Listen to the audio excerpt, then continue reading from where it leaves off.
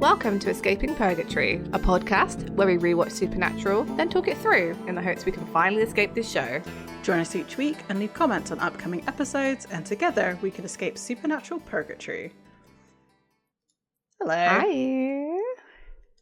This episode was fun. It was a really easy watch, and just like, Yeah. it felt very much, it felt very much like a season 1 through 3 episode, and it was just chill. I kind of liked it. I hated how easily Sam forgave Dean after like the blow up and everything, and like how pouty he is for like the majority of this episode, and then suddenly at the end he's like, actually you did nothing wrong. It's like, actually no. Dean was completely in the wrong for everything that he's done, and you shouldn't have forgiven it. Like it felt like a weird cop out, and like I hope, as we have been proven wrong with the Amy plotline, I'm hoping that this isn't like so easily forgiven, but it probably is. This is probably one of those things. It might be, but I've been wrong before, famously. Yeah, I was disappointed in that too. It just feels like, oh, this plotline's finished now. We're moving on to the fact that Dean's not okay more heavily, you know. And this is going to be the thing that divides them. Like, Amy's done. Sam agrees that she should be dead. Which, what? I don't know, like, I don't understand. Anything that happened in this episode shouldn't have convinced Sam that Dean was in the right. Like, this episode was really straightforward. And, like, I know usually I kind of complained about these really basic episodes, but I don't know. I think it was so simple, but, like, nicely simple, that like I didn't mind it so much. It wasn't trying to be convoluted. It wasn't trying to do anything. It was just like, this is a 2010s sort of late 2000s TV episode, and like I was okay with that, you know. The thing is about this episode is they smoke a ghost that was innocent and trying to warn people, and that this like. Sam got the opposite message from that. I feel. Right, yeah, he did. I don't know. It was, but I enjoyed it. I thought it was a really good, straightforward Monster of the Week episode that was a bit different. There's a lot of good red herrings in there about, you know, what it was going on. I think they went down some sort of blind alleys trying to find out what was happening, so it kind of kept you guessing. The woman who played the ghost was actually super creepy. Yes. Yeah. She should have been cast for Smile, you know. Oh, yeah. Yeah, she should have been. I feel like she's got the face. She does. Is this place supposed to be famous? Like Lilydale? Is that what it's called? Lilydale? Lilydale. I don't know. Because, like, the last line of this episode, it's supposed to be like, it sounds like Dean delivers it like it's a joke. Like, that's Lilydale for you. And then the screen goes black and I'm like, was that supposed to be funny? Like, what was it? What was this? I think it's them making a joke at what happened in this episode, not like necessarily that it is famous. It just really fell flat for me. I don't know. Yeah. I feel like there is somewhere, because I used to listen to a podcast called, oh my gosh, what was it called? Someone in Carrie. I'll try and find it, and I'll see if I can find a link to it. But basically, Ross and Carrie. They used to go and investigate things like they did. The most famous one is they went and like joined Scientology to see what it was like. But they went to this one. It's like this town which is supposed to be built around this psychic vortex. So this sounds like the inspiration for this episode, and in this town, there are a load of people who are like fortune tellers and psychics and things, because they think that this psychic vortex they decided it's there because there's like some ley lines crossing or something. But all like psychic power is heightened there. So they went to go and like check out some of the like tarot readers and stuff. And then what they do is they like get some, like they try to give them like minimum information, and then they see how much they get right. And like if they make any predictions, they like follow it up later on and be like, this prediction was right, this prediction was wrong. So they try and take like a scientific view of maybe non-scientific things. It's a really good podcast. Like, I probably listened to it about 5-6 years ago. They're probably still making it. Let me see if I can find it. I can give them an actual recommendation. So I just quickly Googled Lilydale. I don't think this is supposed to be the same place because like the town layout is completely different to what we saw. But it says that it's like it's connected with the spiritualist movement. Yeah. So I feel like it's like based on one of these towns. There's like a psychic vortex. So this podcast is called Oh No, Ross and Carrie, and I just Googled it and I'm really sad because it turns out they finished it. I don't know when they finished it. I can't see like a timestamp on this episode. But I mean, they did a lot, so it's fair enough, to be honest. They probably ran out of things to do in the end. Mm-hmm. But yeah, like if you want to listen to something like that, I thought it was really good. I think they're genuinely quite, they go in with an open mind. Right. You know, they want to try and look at it from a scientific standpoint, so then they don't just instantly judge people. But it was good, and it made me think this episode like the whole time. So a bit like Sam and Dean going through this, like what's going on. Mm-hmm. So, that's awesome. Yeah. This town also reminds me of Salem in Massachusetts, because it's like where a lot of witch trials happened. When you go there, it's very, very touristy in terms of like, so I went there around Halloween. Like I went in October, like maybe 3 weeks before Halloween. And in like this small little area, there was literally tables set up very much like on the outside of one of the cafes of just like palm readers and quote unquote psychics and all this kind of stuff. And you're just like, yeah. And like, it felt very much like that this town did. So I think the equivalent in the UK would probably be like Glastonbury. I think if you go there, it's very psychically, there's a lot, you know, you would find stuff like that. Or maybe even Whitby. So Whitby's maybe is slightly different, but I feel like you would still find similar stuff there. I've been to Glastonbury and not to Whitby, so I can't compare the two, but for those in the US who don't know, like Whitby's supposed to be where like Dracula's boat landed, so it's kind of like the goth capital of the UK, and they have like a festival each year where people go, so it's very like a supernaturally themed like coastal town. So I imagine they have some really cool stuff there. I really want to go. I'd love to go during their like goth festival. I think that'd be really fun. Cool. Yeah, it'd be really fun. Yeah, so you see loads of people like dressed in their like best clothes. Yeah, super fun. That's awesome. Yeah, so on that, with this episode is season 7, episode 7, The Mentalist. And it's written by Ben Acker and Ben Blacker, which I love that. I don't know why. Yeah. Their names are they're good. And it's directed by Mike Roll. I don't know if they're two writers that we've seen previously, but you wouldn't know. This feels like a quintessential supernatural episode. It does, yeah. I wonder if they worked on... So around the same time as this, there was a show called The Mentalist. I don't know if you ever watched it. I wonder if they worked on it, because it is very much the similar kind of thing. Like it's well, not similar actually. It's a person who was a psychic, quote unquote psychic, and he was one of those big ones that went on TV and like really made a name for himself. And then his family gets all wiped out by a serial killer. Oh wow, yeah. And then he works with the FBI to solve crimes. Of course he does. Yeah. What else would you do with your time? Yeah. And he then starts like debunking other psychics, saying like, look, psychics aren't real, we just like read body language and that kind of stuff. He has the same attitude as the woman in this episode, Melody. Oh yeah. I don't know why I call Melinda, but yeah, Melody. There's also like, I haven't heard of anything he's done recently. I wonder what happened to him. Darren Brown in the UK, he used to do that, like big shows, didn't he? Where he would like do psychic things, but then explain exactly how he'd done them, like scientifically. Like, I put this thought into your brain with using this technique. And he like famously did experiments on people where he like basically manipulated them into like rob a fake bank and stuff on TV. It's wild. Crazy. Like, his stuff is really good. I wonder whatever happened to him. Probably got excommunicated by the magicians. Yeah, just wonder if we got cancelled or something. Probably. Let's scroll down to the Wikipedia part where it's like controversy. Yeah. Let's see if there's one. Oh wait, yeah, there is one.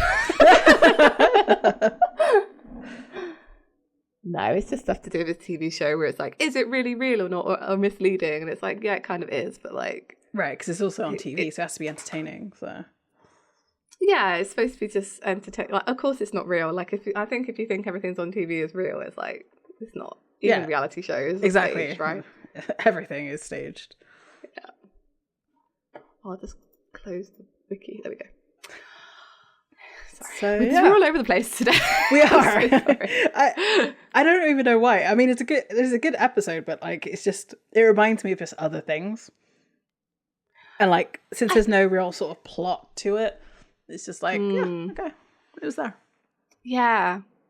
This is my biggest issue with this episode is that and Supernatural does this so much. We've talked about it many a time that they have a big blowout or something. Yeah. Previous episode, and you're like, oh, I wonder how they're going to get back together. Like, what will happen? And then it's just like they are in the same room together again and decide to forgive each other every time. Every time. Yep.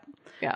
Yeah, they don't. I mean, the conversation that they do have about it, like I said, is really weird, and like how Sam came to that conclusion that Dean was right. I don't know, because Dean just insults him, and suddenly he's right. It's like what? I was watching that bit where like Dean's really laying into Sam, and I was thinking if this were the other way around, Dean would punch Sam. Yeah. And Sam doesn't, and I think that's just a testament to his character. That he's just more controlled. Sometimes he's just more controlled and just emotionally more mature than Dean in many ways. Oh yeah, definitely. Mm-hmm. Yeah. What? I'll say it now, but. So when they dig up the first person, the first sister, I was like, I want to know what led to Sam being the one digging the grave. I guess they kind of show it later on in the daytime, like Dean started it and then Sam finished it off. But like in my mind, they just like did a coin toss, and like, but Sam's like pissed off about it because it was right after that argument that they go do this. It was definitely like Dean made him dig that hole. I don't even think there was anything like around that. He's just like, no, you're doing it. Because they just had this big argument. Yeah. And I 100% read it that way. Yeah. That's so horrendous. Funny. But I guess we can get into it and talk about this episode. So we start off with the recap. And it is mostly the girl next door. It's really just everything to do with Amy and how that episode played out. The thing that I noticed in this recap was the transitions. There were some bizarre transitions, as if like there was a page burning. Yeah, I noticed that as well. I don't know what's going on there. Someone got real like heavy into editing effects this week. Yeah, like I'm adding this. I mean. We were talking about budget for this for season 7. Considering that they had 2 ghost burns, that they actually did quite a lot with the money they had this episode. Surprisingly, yeah, that's true. But they went to like two or three places, you know. That's true, and sitting back to the same houses. Then there was some of like their interactions of like, you've been keeping something back from me, and like you're not talking about it, and like where Sam comes back from his run and all that kind of stuff. They're not really talking. And then it goes to the end of the last episode where Dean's like, yeah, you know, I'm here to help, and Sam's like, oh, like you helped Amy, and then them splitting apart. He's like, I can't do this. Goodbye, and walks off. We then cut to now, and we're in a very typical like scene on TV psychic. So she's there like talking to a couple and doing a little seance, and she has a Ouija board in front of her, and the curtain starts to move, and the woman is like, "Is that Uncle Danny?" And the husband is like very skeptical, like, yeah. Essentially, like they start to like the psychic starts to fake it all basically, and the husband's like, "Can you just ask him where my money is? He owes me money." And then everything starts to go like a bit crazy at that point. Like you start to see the breath, and like lights actually start to flicker, so an actual ghost is now there.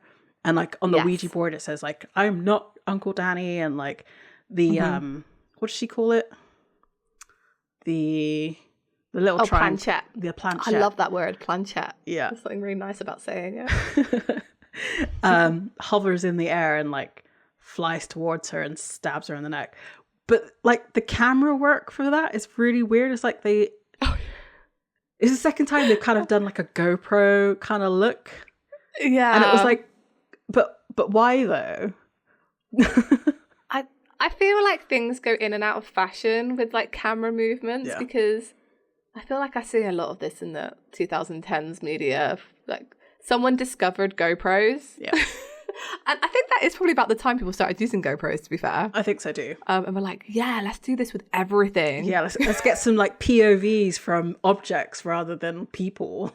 Like, I don't know. It's like when you just first discover PowerPoint animations, you're like, I'm going to put this on everything. Yeah. Everything's going to fly in now. This is also the same for when like you discover HTML coding for the first time and like doing all the like scrolling text and the flashing background. That's what this is giving me. It's giving me like early coding for HTML. 100%. It's doing too much. Yes. You know? Yeah. Just because you can doesn't mean you should. 100%. 100%. So our first scene after the title card is Dean walking along the street eating like ribs, or he's got a bag with like some ribs in, because of course he does. Yeah. He's I love when they do this in the show, where they like see them check a phone. It just says like no messages. I don't think phones show that message. I don't think you get anything that says no message. I don't know. Don't think so, no. Maybe I'm just popular enough that I like never had no messages. Right. But yeah, I'm pretty sure they don't do that. Your phone's just like burning you. Mm-hmm. Loser. Yeah, exactly. So he steals a Dodge Challenger. It's like real beat up. Yeah. But of course he goes for a kind of classic car because Dean can't stop himself. He couldn't possibly drive a Honda Civic. And also those cars are easier to break into in Hotwire. They're just because they're older, so they don't have all the security. Oh, I didn't know that. That makes sense. Yeah. I need to point this out. It gets sort of said in the episode pretty soon too. But like Dean changes their car, but not their appearance.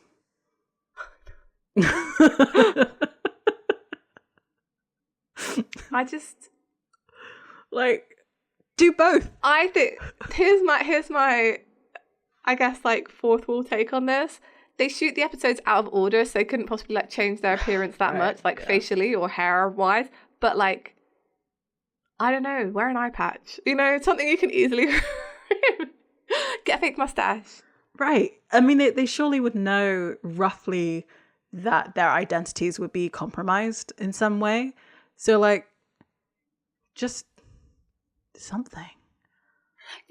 They must shave like every day because both of them have like a bit of scruff, right? Mm-hmm. Just tiny bit. So you think like, 3 days, just grow a mustache, grow a bit of beard out. Like, yeah, something. Looks slightly different. Pierce your ear.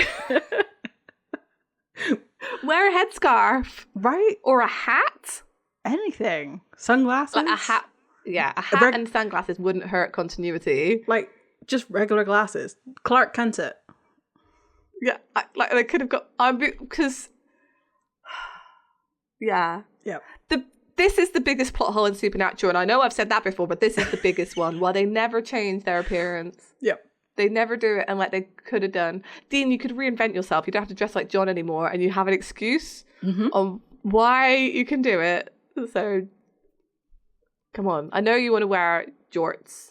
Right. Exactly. You had so much fun in your gym teacher outfit. Like, just do that. Just do that. It's fine, you know. But yeah. And the funny thing is that he gets into this car and there's loads of fast food wrappers, and it's like, my dude, he's like, have some pride, and like brushes them off. I'm like, my guy, you just bought like a greasy rib bag in this car. Where are you going to put that? It's going to go on the passenger seat. Yep. Yep. Anyway. So when he starts the car, the radio starts, and it's like this terrible DJ. I don't even know how to describe it. It's just like, oh yeah. And he's about to turn it off, but then the guy is talking about this like weird murders, mediums dying in Lilydale, the most psychic town in America. Yeah. So Dean's like, I'll do that. I've got nothing else to do. Exactly. So he arrives at the medium's house where she was murdered. He discovers all her props, so like the tape recorder, the knocker to make the taps, and he's like, you know, none of it's real. Because he goes like, "Oh, spirits of the further, am I going to win the Powerball? I would be rich." What's funny is that he only knocks once, and she was asking the spirits to knock twice for yes, so That's he true. effectively told himself that no, he wasn't going to. Even though he says, I'm going to be rich. It's like, Yeah. Nope. So he walks along this street afterwards, and he sees all the signs for all these different places, like tarot reading and stuff, and he happens to stop at Grace's Cafe. I did notice it as well, like the blackboard says like, special of the day, you. And someone greets him. It's very like hippie, like vegan vibe. He doesn't say it's vegan though. I feel like it should have been vegan, you know? Because he was already going to leave, so he could have had another reason to leave. Because the waiter says like, we're 100% locally sourced, biodynamic, and you get a free affirmation with every order. And he's just like, I'm going to get a taco. But then he hears Sam.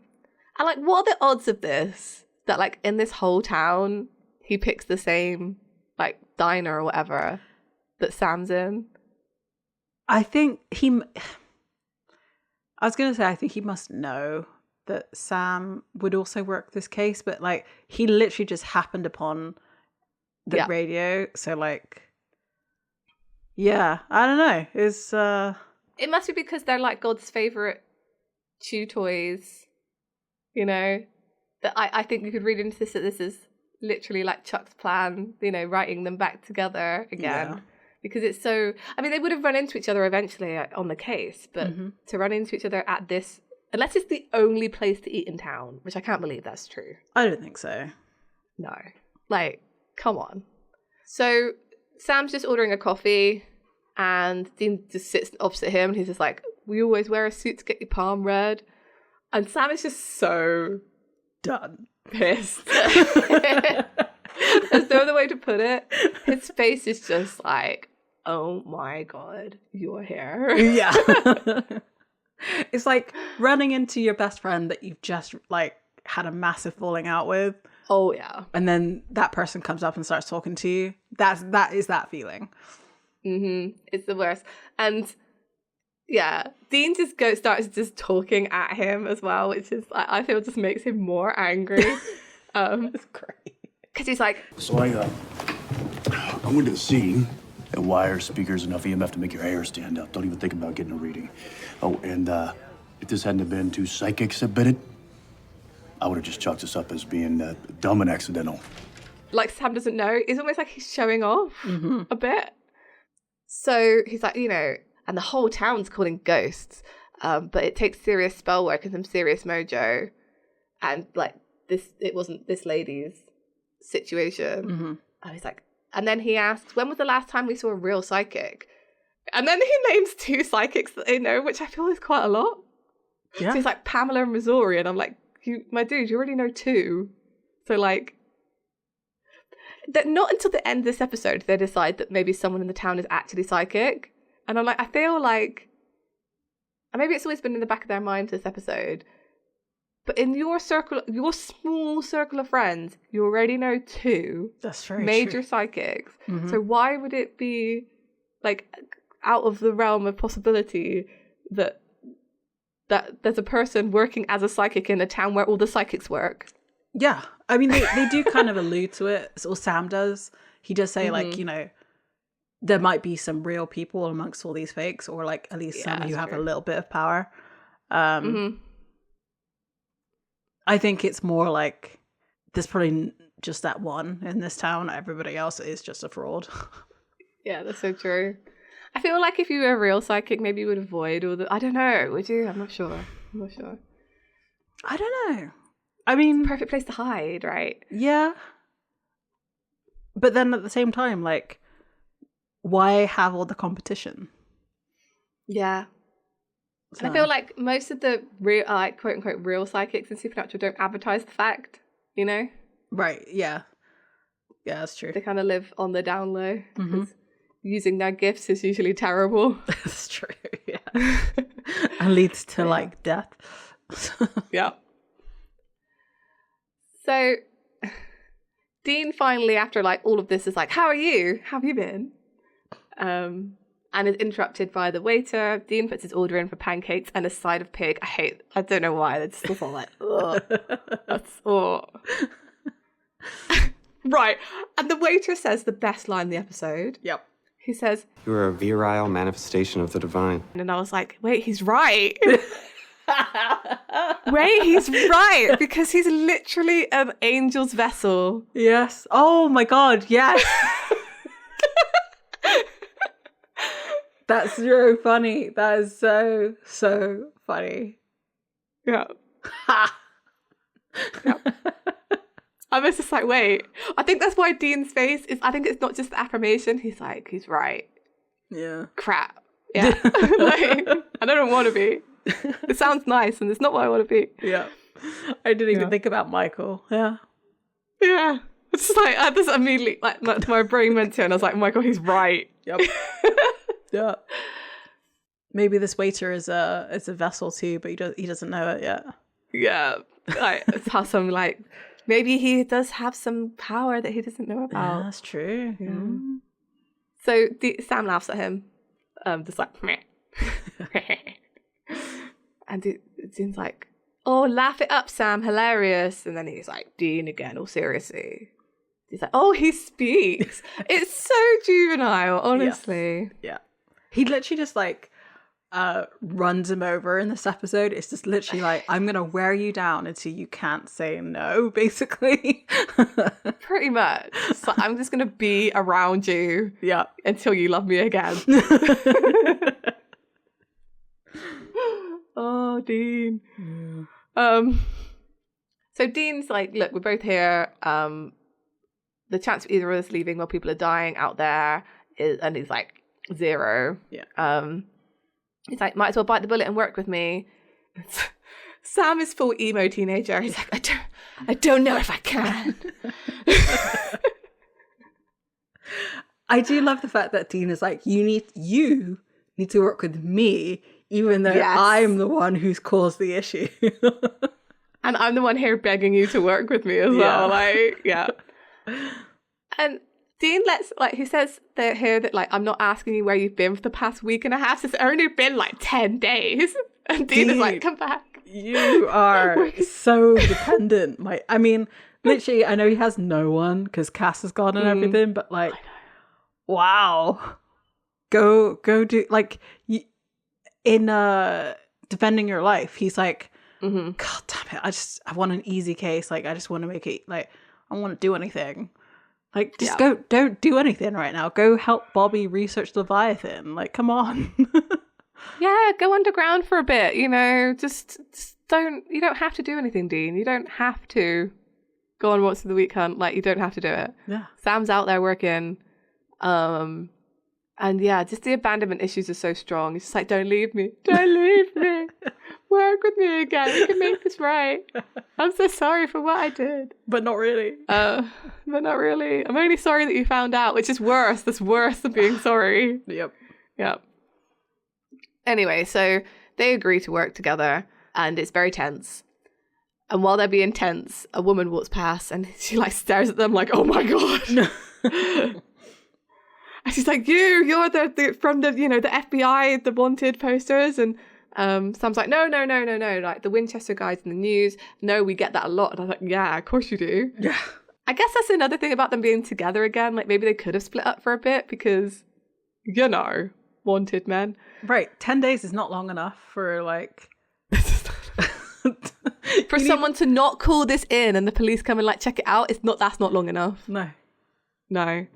Because I feel like if someone was really sure they'd seen them and they'd been pronounced dead, but the bodies had like never been seen by anybody, someone would come check that out. Yeah, right? Of course. Yeah, you would think so. Wild. But, God and luck is on their side, so... Yeah. And this is why they only ever get clocked once. Yeah. Right. So, yeah. Dean's like, we're completely harmless. Okay. You're right. And she just, like, goes with it. I mean, you would, to be fair, wouldn't you? Because, like... Yeah. The chance of you, like, running into some, like, serial killers in your local cafe, opposed to, like, people who just kind of look like them, I guess... You also wouldn't press the issue if they were the serial killers because they were shooting up like regular places. This kind of place. Yeah, oh my god. Would I sit down and have my lunch there? No. She does though. With a good pal Nikolai. Yeah. So I would maybe leave, I think. Yep. Yeah. Call you. Like, I'll be like, get the hell out of there! No! Don't sit there and have your like coffee. What are you doing, mama?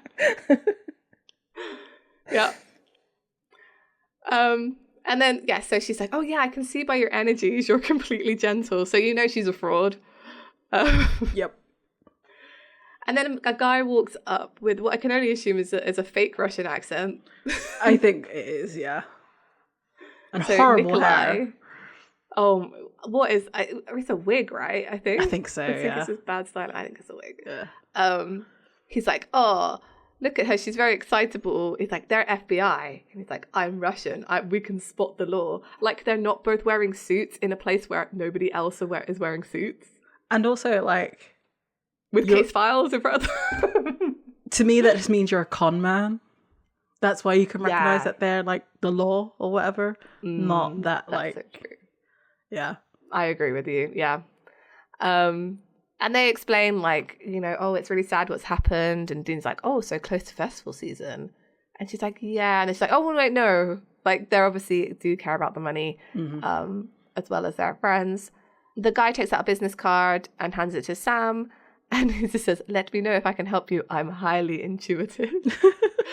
Is he flirting with them?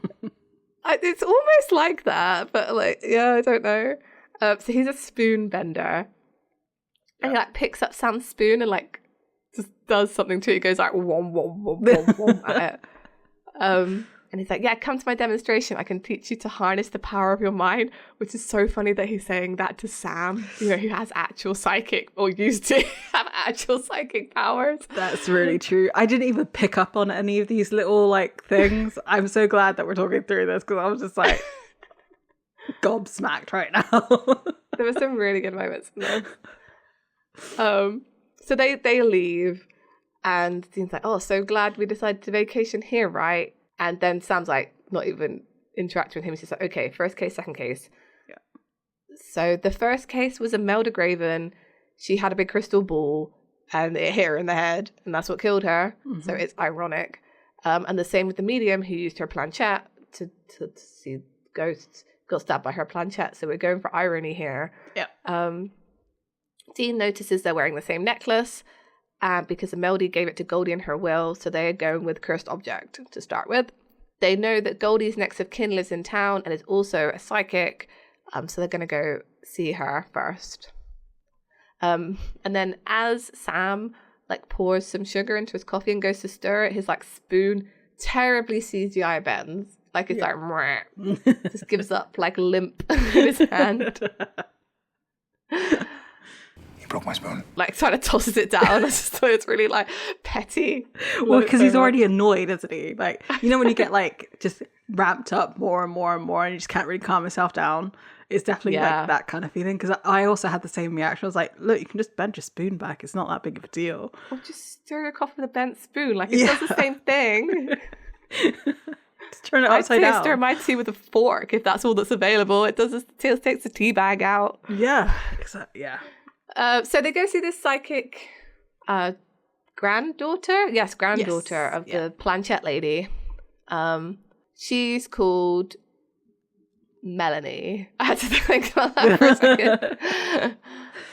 Her friend is just leaving as they arrive, so she offers to stay, and she's like, no, it's fine, because he's clearly there to comfort her after her grandmother's death. And she's like, I guess that's why you guys are here, like, come on in. So she explains that she's also a psychic. She's just come back because she works like the convention circuit. And Dean's like, you don't seem all that psychic. Like he never met Pamela, who I feel has the same sort of attitude as this woman. Mm-hmm. And also maybe didn't look psychic, I would say. I mean, maybe did Missouri. I don't know what he's chatting about. Well, I guess because, he's gone to Goldie's place, who is very much into the theatrics, and this whole town is theatric based. So I think it's kind of more like that. Yeah, you're right. Like and he's like, where's all the crystals and pyramids? And she's like, I'm off the clock and I'm not psychic. Like, it's an honest living. And he's like, interesting definition of honest. Again, like he doesn't scam people out of credit cards and like hustle pool. Come on, my man. A con man to con man. I feel like you could have given her some leeway here. Yeah. Yeah. So she explains that she like reads people. She's the mentalist in this episode. Yeah, she is. And she's like, look at you two, you're long-term partners, but a lot of tension. And she goes to Sam like, you're pissed, and to Dean, and you're stressed. It's not brain surgery. Kind of why my grandma and me didn't get along. She'd go full smoke machine, but she believed in that stuff as well. So they're kind of opposite ends of the same spectrum. Mm-hmm. And when Dean says, like, you don't, and she's like, you do, he says he has an open mind. You'd be surprised. And there's like a little flirty thing. I can't describe the flirty thing, a look between them. Yeah. Like, I have an open mind. It's like, yeah, you know the look. Yeah. Yep. Sam interrupts them and says, like, he asks about the necklace. Mm-hmm. And she says, oh, I don't have it. Everything went straight to the Emporium. She had a deal with the owner. So they go to the Emporium. Mm-hmm. I've been in this shop. It smells weird. Like, I think we've all been in this shop, Yeah. There's always like that really... There used to be, where I grew up, like a really good secondhand vintage shop. Like, it has really good stuff, really old stuff. You can find great things there. It smelled horrendous in there. Still does. Yeah. You know the one I mean. Yeah. Yeah. Like, yeah. I got some good stuff in there. My best thing I ever bought was like this black velvet jacket. Oh, I had to wash it a few times, but it was very good. So I just thought the line the guy says when he walks up is so good. He's like, you're looking for something. Like, yeah, man, we're in a shop. Right. So his name is Jimmy Tomorrow. Great. Or Jimmy. They're looking for a necklace. He says, oh, romantic. Mm-hmm. There's a few jokes in this episode, which feels like a season 1, season 2, like, haha, it's funny because you're two guys who are working together. So, like, yeah, there's another one later on. Yeah. Which I would argue is actually funnier. They explain that it comes with Grandma Goldie's effects. And he's like, oh, yes, I know the necklace. It's the Orb of Thessaly. And he gets this big box and he puts it on the counter. And he's like, oh, it's very powerful, very rare. I do. So when Jimmy is picking up the box, I do love that Dean's there. He just goes, Orb of Thessaly. Like, he kind of, he's like, ooh. But like mouths it / whispers it. It's just like, it's great. He was on point in this episode. Like, there's some bits that like Dean does is so funny. So Dean's like, Let me guess, very expensive. Worth every penny. Well, in that case, we'll be taking the state's evidence discount. they take it, threatening him if they don't have it. Mm-hmm. So as Sam goes to take the necklace, Jimmy grabs his hand and is like, I give private energetic readings. Again, there's this very flirty air around all of these psychics. And Sam's just like, no thanks. He says, a loss weighs on you. You're angry. It's complicated. Come and see me, agent. And he's right as well. This should have been the clue. Because the loss is obviously Amy. Yeah. He's angry at Dean. And it's complicated because he's his brother. Yeah. So he gives a business card to Sam, which I love. It just says, in big bold letters, no future too grim. Yep. I love that. And theirs is really grim. So I feel like they should have gone to this guy. The funny thing is, there are certain things that are like this, and there's another thing later on that somebody says to them that I'm just like, I don't know. It felt so foreshadowy, but not in a way that they would ever know. They would never know that no future is too grim. Well, actually, their future holds so many fights that they don't even know that are coming. Yeah. Mm-hmm. Yeah, 100%. It's wild. And Sam even takes the card, which is relevant later on, but I think that was quite good. Mm-hmm. So as they take the necklace and leave, he's like, the Bureau is going to reimburse me, right? And Dean says, we'll send you a check. And Jimmy doesn't believe them, obviously. No. Outside the Emporium, Sam looks at the necklace and he's like, made in Taiwan. And throws it over to Dean. He's like, oh, fake around here. Imagine that. Of course, that means that whatever's killing mediums is still out there. And then we cut as they get into the Dodge together. So, that's symbolic, maybe. Mm-hmm. But they close their doors out of sync. So, they're not completely, yeah. There was no countdown on that one. No, exactly. So we cut to Nikolai's house and he's on his sofa, practicing. I don't know what he's doing to these spoons. So do you remember that really famous spoon bender back in the 90s? Yuri, what's his face? Yuri, yes. So they figured he revealed or somebody outed him on how he did that. He basically pre-bent spoons. And then with the heat of him rubbing the spoon, it would bend it. So this is Nikolai doing the same thing. He's bending all the spoons so that when he goes somewhere, he can psychically bend the spoon. Does that mean he did a switch out of Sam's spoon? A sleight of hand, I reckon. Or he just takes all the silverware from places and just replaces. I do think he got because it's late at night, so there's very big possibilities. Yeah. Goes to or has connections with the restaurant or whatever. I think the stealing spoons and taking them back is a funnier explanation. Honestly.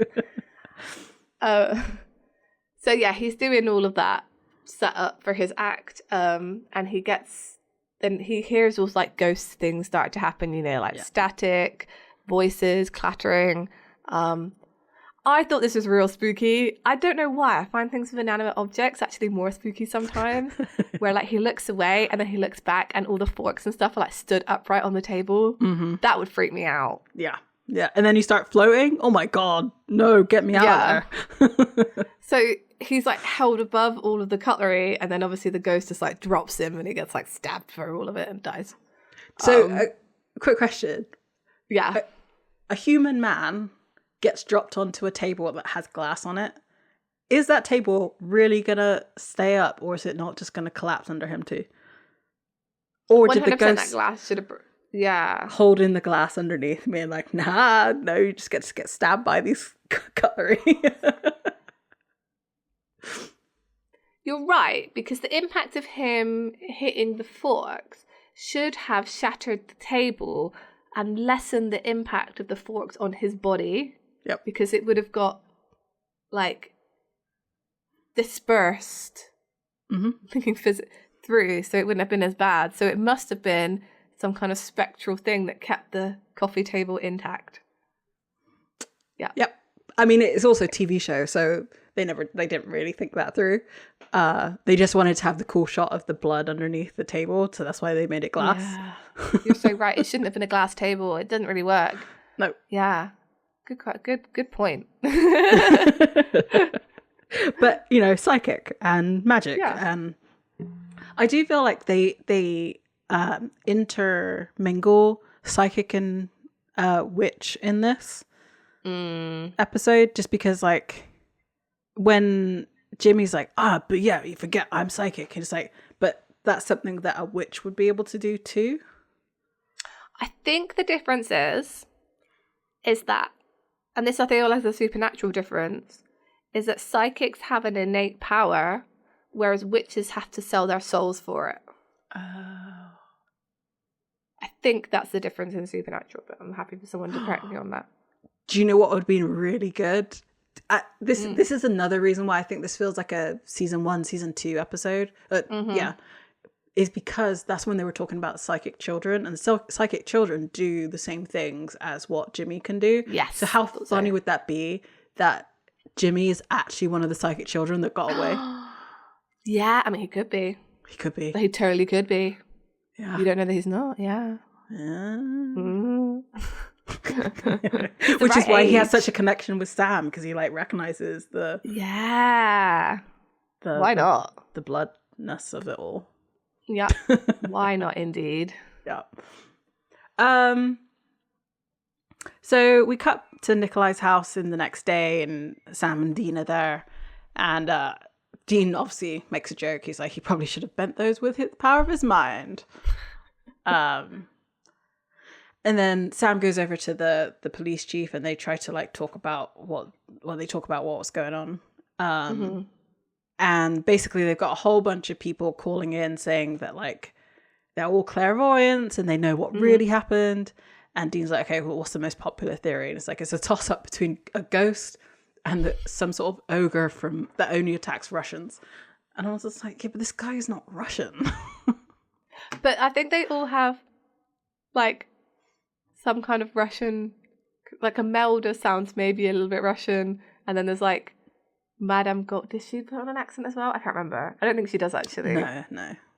But yeah, it was wild. The thing is, some of those clairvoyants are probably right as well, because we've already established there are a few people who are real in this town. Yeah. So I think that's even funnier. So Dean's like, oh, policing Lilydale sounds fun. He's like, it's either this or Los Angeles. I'm like, why? It's kind of like, why only those two places? Maybe he's psychic too. He can only go to this place. I don't know. Like honestly. And Sam's just like, okay, can we get back to the case? And he's just, saying, that these clairvoyants, did they give any details as to why they thought it was a ghost? And the chief is like, their spirit monkey said so. Like, plus apparently this guy claims he has a vision of his own death, cutlery and all. Dean's phone rings, and it's Melanie, and she's like, is it true what you said about having an open mind? Because I think I might have something. And so they go to her house, and she was talking about how, she has an answering machine. She hasn't checked her messages since she came back, and her grandmother had left her a voicemail of a dream that she had about her death. And sort of confirming that Nikolai had the same kind of issue, that he had seen visions of his death beforehand. We never actually get to hear that phone call. She's like, she has the phone in her hand and she's talking about it, but like they never actually get into it because... What were you going to say? No, so they even like make an excuse as to why they don't hear it. Though I thought that was really funny because I can't remember what she says. She's like, she says, oh, what does she say? She says you can listen to it if you want. She said she had a seance, and then the lights go, it's freezing, and then like they latch onto that. Yeah, but she says something like, "Oh, you don't need to listen to it," or something. Like she actually says that, and I can't find the line. Hang on. Oh, maybe it was just that. Maybe it was their body language when she's like, "You can listen to it if you want." I feel like they're like no. There's something that they do, and I was like, oh, they're getting out of this, like having to make this recording. Anyway, it doesn't really matter. It was just I really noticed it. Yeah. So yeah, they latch on to the fact that like there's ghosty things happening because Sam's like, When she said that the room got cold? Yeah. Why? Is that important? What? What is it? A ghost. The real deal. Come on. Melanie is like quite dismissive of it all, and so she says, "So like the X-Files is real, or you stop talking like FBI agents, and they just reveal themselves as not FBI agents." Yeah, everybody's very accepting of this, by the way. Like, just straight up lie to them about being authority and just being like, "Nah, okay." But that's her job, though, right? Like that's what she does for a living. True. So she's kind of like, okay, like, yeah. Was it? They say game recognizes game. Yeah, it's true. Yeah, she does say, "I need a drink," and Dean's like, "I support that." It's like, no, you shouldn't, Dean. No, of course he does. Yeah. So this house, I said this to Amy before the recording. Mm-hmm. This house that they are in, like the Melanie's house, is the same house in the Kismet episode, which I can't remember the name of right now, where the bear tries to kill itself. I was like, wow, they're just reusing places in this episode. There's a lot in here. I'm almost convinced the shop is somewhere they've used before as well. Yeah. The cafe almost definitely is. I feel like the cafe is maybe the Chinese restaurant from that same episode. I think they just went back to this town. Like quote town. Yeah, I think it might be. I think it might be the same place. That's so funny. Yeah. So they leave Melanie's house, and they're talking about how this ghost can get around, basically, because it's clearly not tied to the object, but it's managing to go place to place. So like they kind of try to explain that like the reason why crystal balls and all that kind of stuff worked is because it was like a conduit for psychics at a time. So like somebody here could really be a psychic. But then it's also like the ghost can hop from place to place because of all of these objects.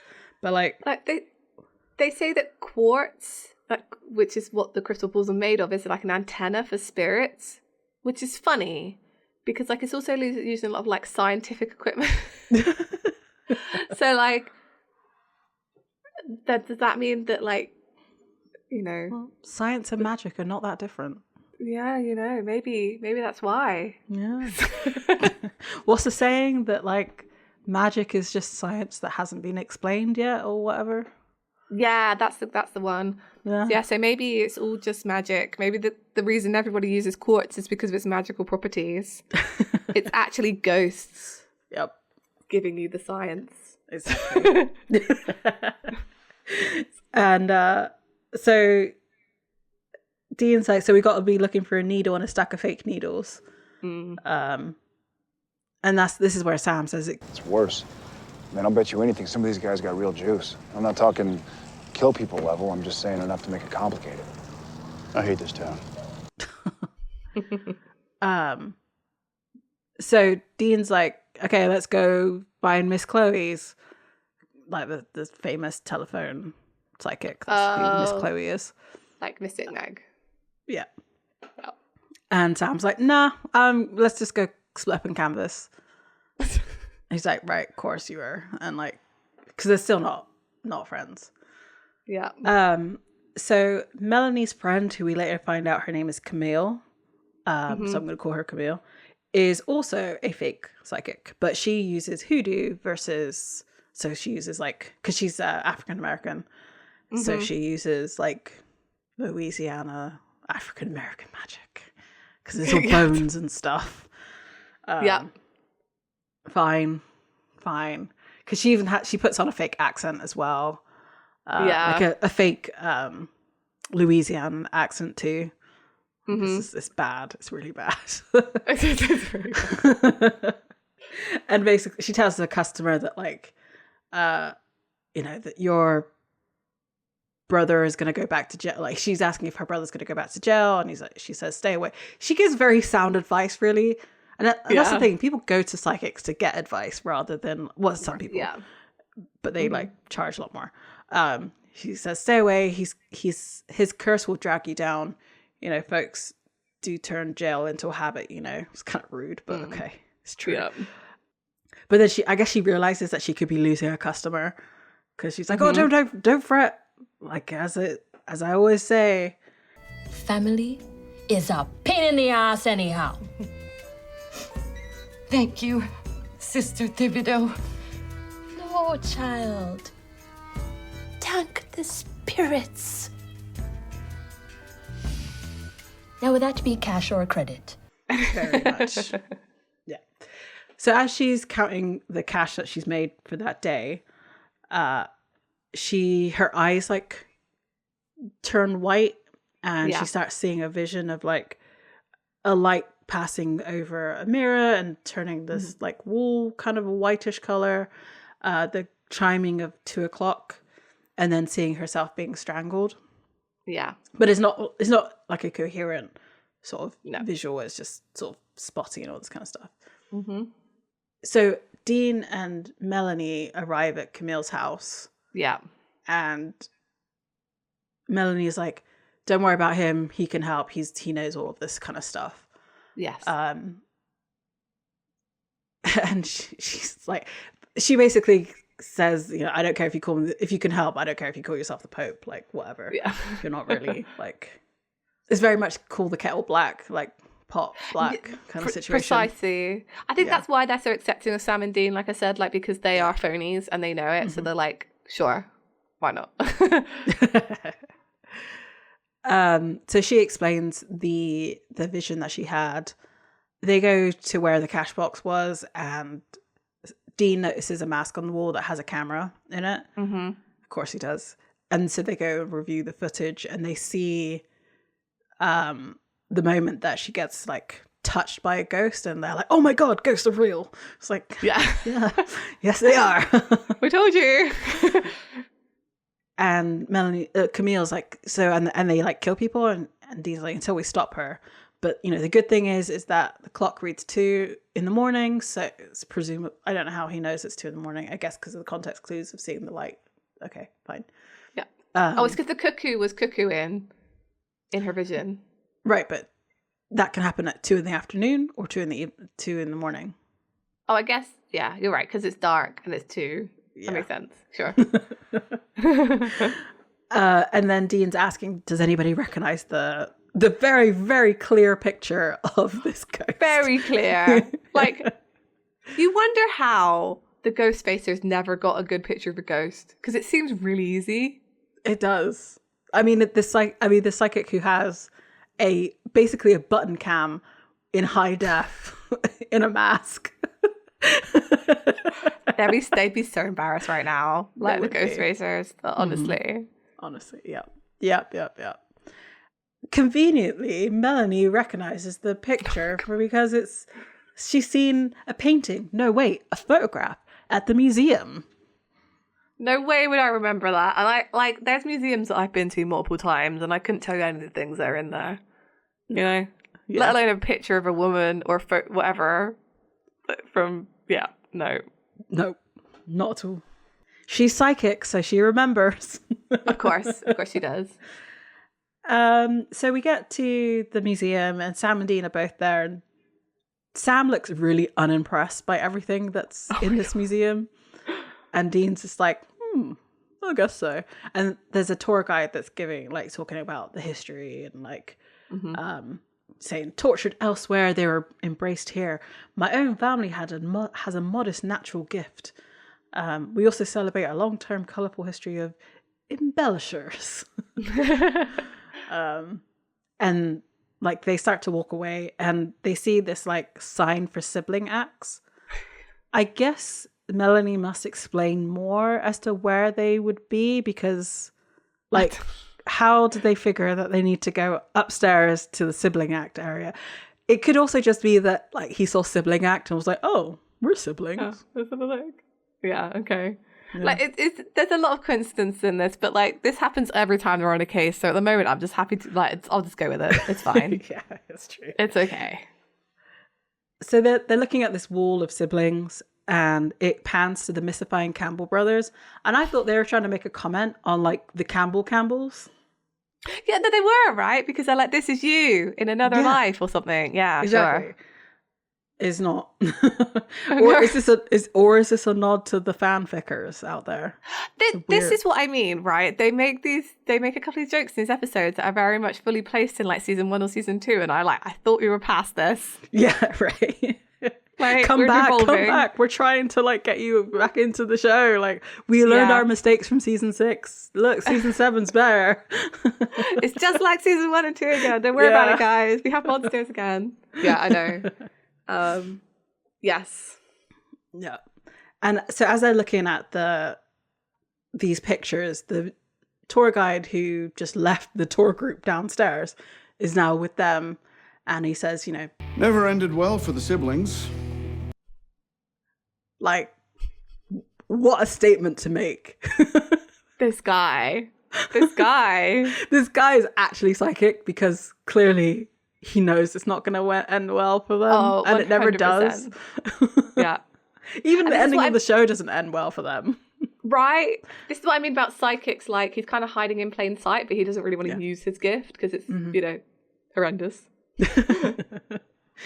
And Dean asks, why is that? He's like, well, the strain of working together, maybe being around each other all the time.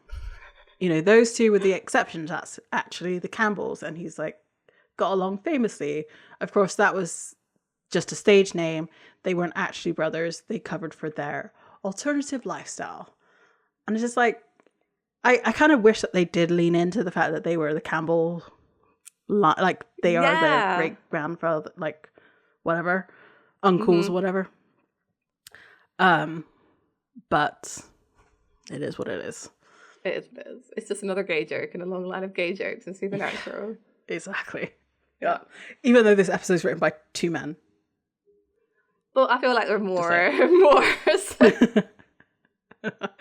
I mean, like a pair of 2 men writers. Like, right. Yeah, what are you guys implying? Like, come on, let's turn this back around. This is, and like, also, the thing that annoys me about these kinds of jokes is that it's like, the joke is that it's something shameful, and it really annoys me now. Like, now in this day, and age, like, why are we ever making those jokes of like, because it makes sense that it makes sense that these people, the Campbell brothers, wouldn't hide their relationship by pretending to be brothers. Like, I'm sure that was fairly common in that time.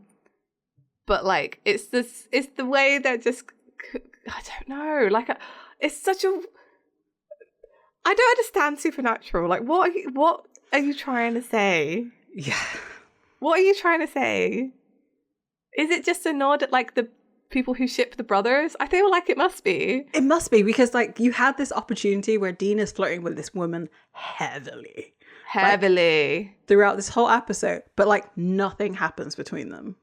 Nothing ever happens between Dean and I don't feel like it. Oh no, there does. There does. I take that statement back. No serious relationships, but yes, he does definitely. Yeah, but like, I don't know. I do like the way the show interacts with the fans, and I feel like that's maybe how more like Desdale stuff came about like later on. But in the beginning, it was definitely leaning towards almost acknowledging at least the people who shipped Sam and Dean. And it's definitely there. Like, that acknowledgement from the creators is definitely there, which is why, I'm sorry, I'm going on a rant now. Yeah, no worries. Why, for them to like walk back the fact that they were acknowledging that same relationship between Dean and Cass is rubbish, because they were doing it in the beginning between Sam and Dean, acknowledging that the fans were doing this. But when they were acknowledging it, they were doing it in a way that was like, this is really weird, and like, why would they do this? And they did the same. My argument would be they did the same thing when they made jokes about Dean and Cass. It's like, why are you shipping this? True. This may be just me being a cynic, but I I just feel like there's a level of fandom that the creators want. They want you to make content for them. They want you to make gifts for them. They want you to like review their show. But I feel like, and we definitely saw this with, I'm going back to Sherlock, if you start to interact with their media in what they consider like the wrong way, there seems to be kind of like, they make fun of you for it. Yeah. And it really annoys me because at the same time, you're still amplifying their media. You know, you are giving them free advertisement to other people. That's very true. And I don't actually think there's any wrong way to engage with media. Do you know what would be what would be really interesting? Because obviously, after the show ended, I do feel like podcasts sort of blew up. I mean, they were all there, and I mean, we're part of that, right? Yeah, sorry, guys. Right after the show ended during the pandemic, but like, I do feel like I'm pretty sure there must be a mention of like podcasting or something in the show, but had it been as popular then, they would probably be making fun of those fans too. Right? Yeah. I mean, the most egregious is like, I don't feel like Supernatural are as bad as Sherlock was back in the day, because I think that's where you compare them, because they're both around the same time. That's where they actually made like a whole scene in their episode making fun of all the people who were like trying to solve the mystery of how Sherlock survived falling off that building. Like they actually actively made fun of those people. And like that's I still can't like I know, right? And this is what I mean about you shouldn't, I don't know. There's a disconnect sometimes, I feel, between creators of stuff and their fans, and I think we see it time and time and time again. Yeah. Yeah. And I think this is one of the maybe examples of them. I actually don't think this is that bad. Like they're acknowledging that it still exists in the fandom, and that I don't think they're necessarily making fun of anybody here. I think they're just making an acknowledgement. And I can kind of forgive Supernatural a bit because they made that fan fiction episode, which I actually think is kind of like, to me, when I watched it, felt like an apology. Yeah. And also about that. Also the way that Becky, even though what happens in Atomic Hearts is horrendous, and I hate what happened, but like the way that she made Supernatural her own in a way that was really like non-obsessive anymore, like of the people, like, because obviously the next episode is going to be about her and how awful fandom can be. But like her redemption was actually quite nice to see. And I feel like that also felt like an apology. And I think it's interesting that Atomic Hearts, like Jensen Ackles directed that episode as being someone who's on the convention circuit, who interacts with fans on the daily, because you must see the whole spectrum of fans, right? Of course, yeah. Yeah, you must do. And it's hard to make fun of people once you've met them. Yep. Definitely. Yeah. Definitely. Anyway, I went on a massive tangent there on like a really small line, but I was just like, come on, we're in season 7 now. This is like something we would have said like way back when, and I'm sure it's not the last bit, but I feel we'll have more to say on fandom in the next episode. You're totally right. Yeah. Yes. So Sam points at the picture. I don't know how. Oh, I guess Dean must have printed off a picture of the woman, the ghost, because Sam recognizes her in a picture and asks a question about who they are. And it's the Fox sisters. Yes. And it's Kate and Margaret Fox. And Kate had much more of a stage presence and was able to like levitate objects and tell people's deaths, which is where this is coming in. Yeah. And then Margaret was not the actual psychic. But like, so, okay, I just want to kind of get into this real quick. Do you think it's actually the opposite just because of what happens later in the episode?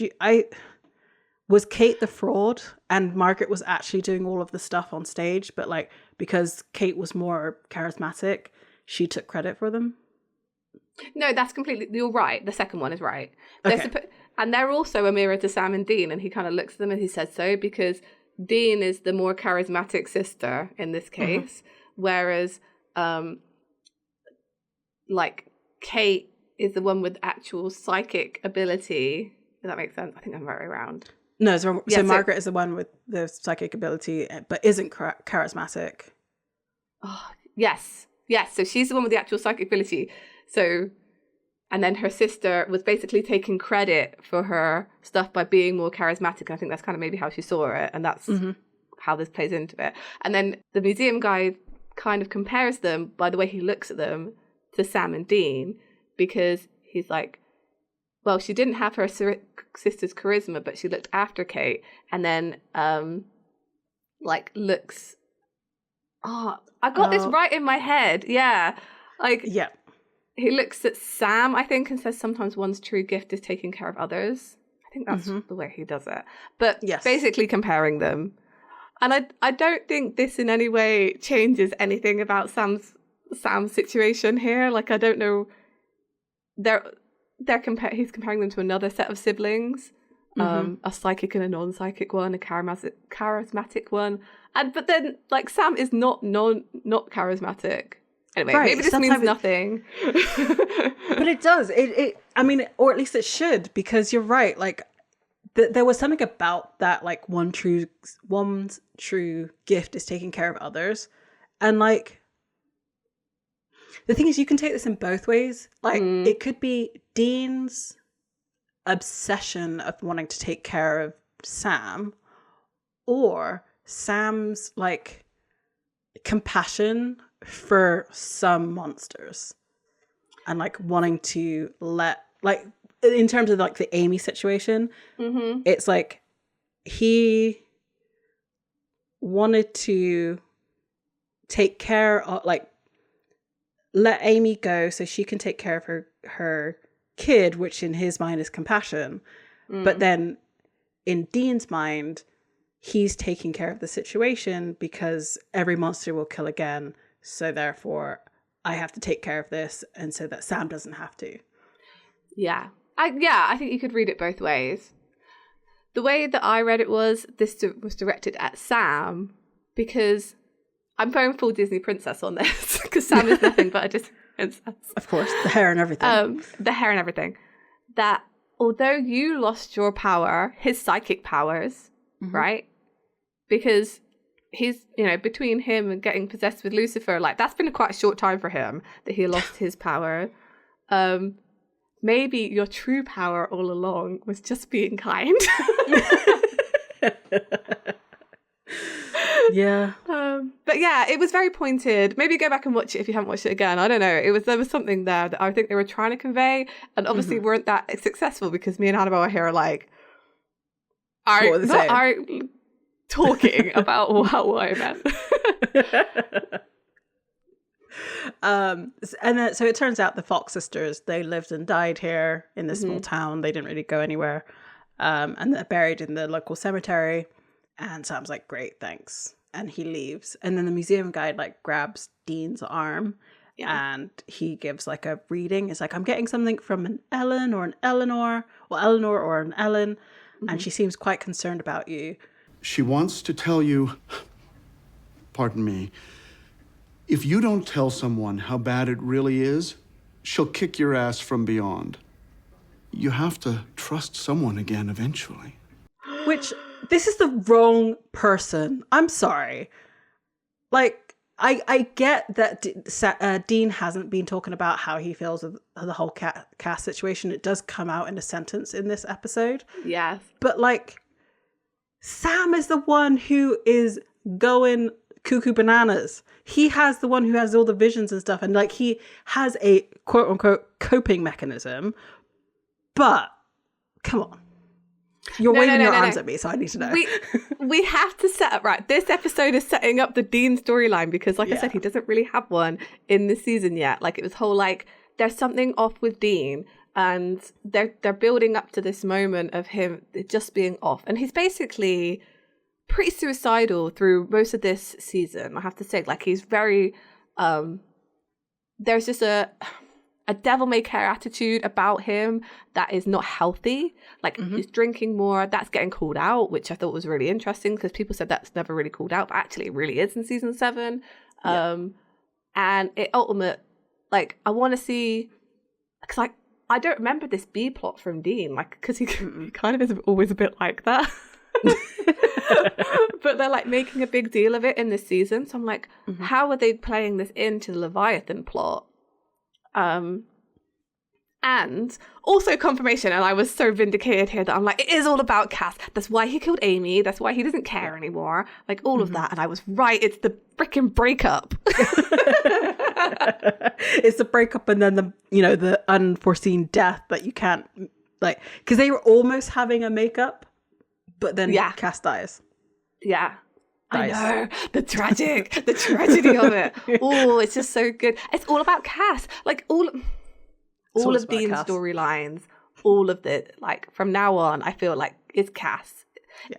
There's a shift that happens where it's like less about Sam and more about Cass, and you just can't deny that that's the case. And I'm here talking about it. Yep. And I 100% agree with you. I 100% agree. So yes, after that, he's like, oh, don't forget to visit the gift shop. It was all about money in this town. Yeah. So they've decided that they're going to go dig up so Sam says, all right, hit the graveyard, dig up Kate. Like, very to the point, nothing else. And Dean's like, all right, wait a second. And Sam's like, well, all signs point to her, Dean. He's like, yeah, but hang on a damn minute. Like, enough with just the facts. Sam's like, yeah, well, we agreed. And he's like, yeah, we agreed to work this case. Didn't mean you could be a dick the whole time. And Dean's like, you're pissed, okay? And you've got a right. But enough's enough. And Sam's like, says who? Like, look, I'll work this damn case. But you lied to me. And you killed my friend. No, I put down a monster who killed 4 people. And if you didn't know her, you'd have done the... Would he though? Because he let those vampires go. You know? Did. We're not forgetting that episode. I feel like we are. We are, absolutely. I mean, I can understand why Dean wants to forget that episode. Just because, like, it was pretty, like... His attitude in that is very similar to his attitude now, because it's like, he knows he only has a year left. So it's just very much like... yeah, you're so right. His life's in the wind, so who cares, kind of thing. Yeah. Yeah. I just realised that this argument happens because of what the guy just said to him. It's put Dean in a bad enough mood that he's going to confront Sam about it. Yeah. Yep. You are right. Because he hates getting called out on his crap. He does. And also, I think that he doesn't like being called out on his crap, and then he's getting like a potential fake psychic tell him something, but that's very real as well. And so he's probably like, was this really Ellen, or was this not, you know? Yeah. And just other people being in his business. Like, I feel like Dean kind of hates that too. And it's just so everything culminates to him like taking it out on Sam, essentially, which happens time and time again. Yeah. So Sam stresses that, like, I did know her, Dean. And he's like, well, that's why you couldn't do it.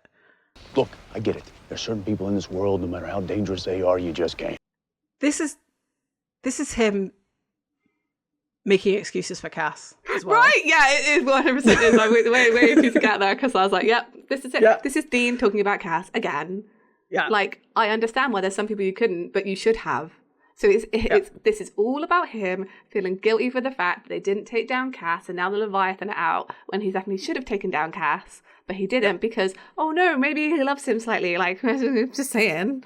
Right. And he, like, because he gave up in the second episode of the season. He was like, I'm going to sit here, watch porn, drink beer, get drunk, don't care. Like, but it was Sam who was like, no, we need to do something. We need to help him. We need to, you know, being the encouraging one. And then suddenly he turns around and was like, well, I wonder, there are so many things that Amy represents in this. Yeah. Mm-hmm. Because killing Amy hurt Sam in a way that, like, Sam pursuing Cass and having that whole sequence happen. I think Dean blames Sam for that whole thing. Yeah. Yep. Yeah. I do. I think there's a little bit of like, if we'd left him alone, he wouldn't have been in that area, so the Leviathan couldn't have gotten into the sewers the way that they did. Or like, yeah, I think there's a little bit of it, like an illogical blame of Sam for the situation that they're in. There's just Amy and Cass. They're using them like they're a mirror of each other, right?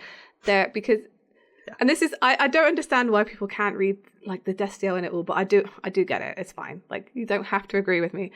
But Amy is someone that Sam had a relationship with. He like owes her life, his life, right? Mm-hmm. Because he saves and she saves him from her family.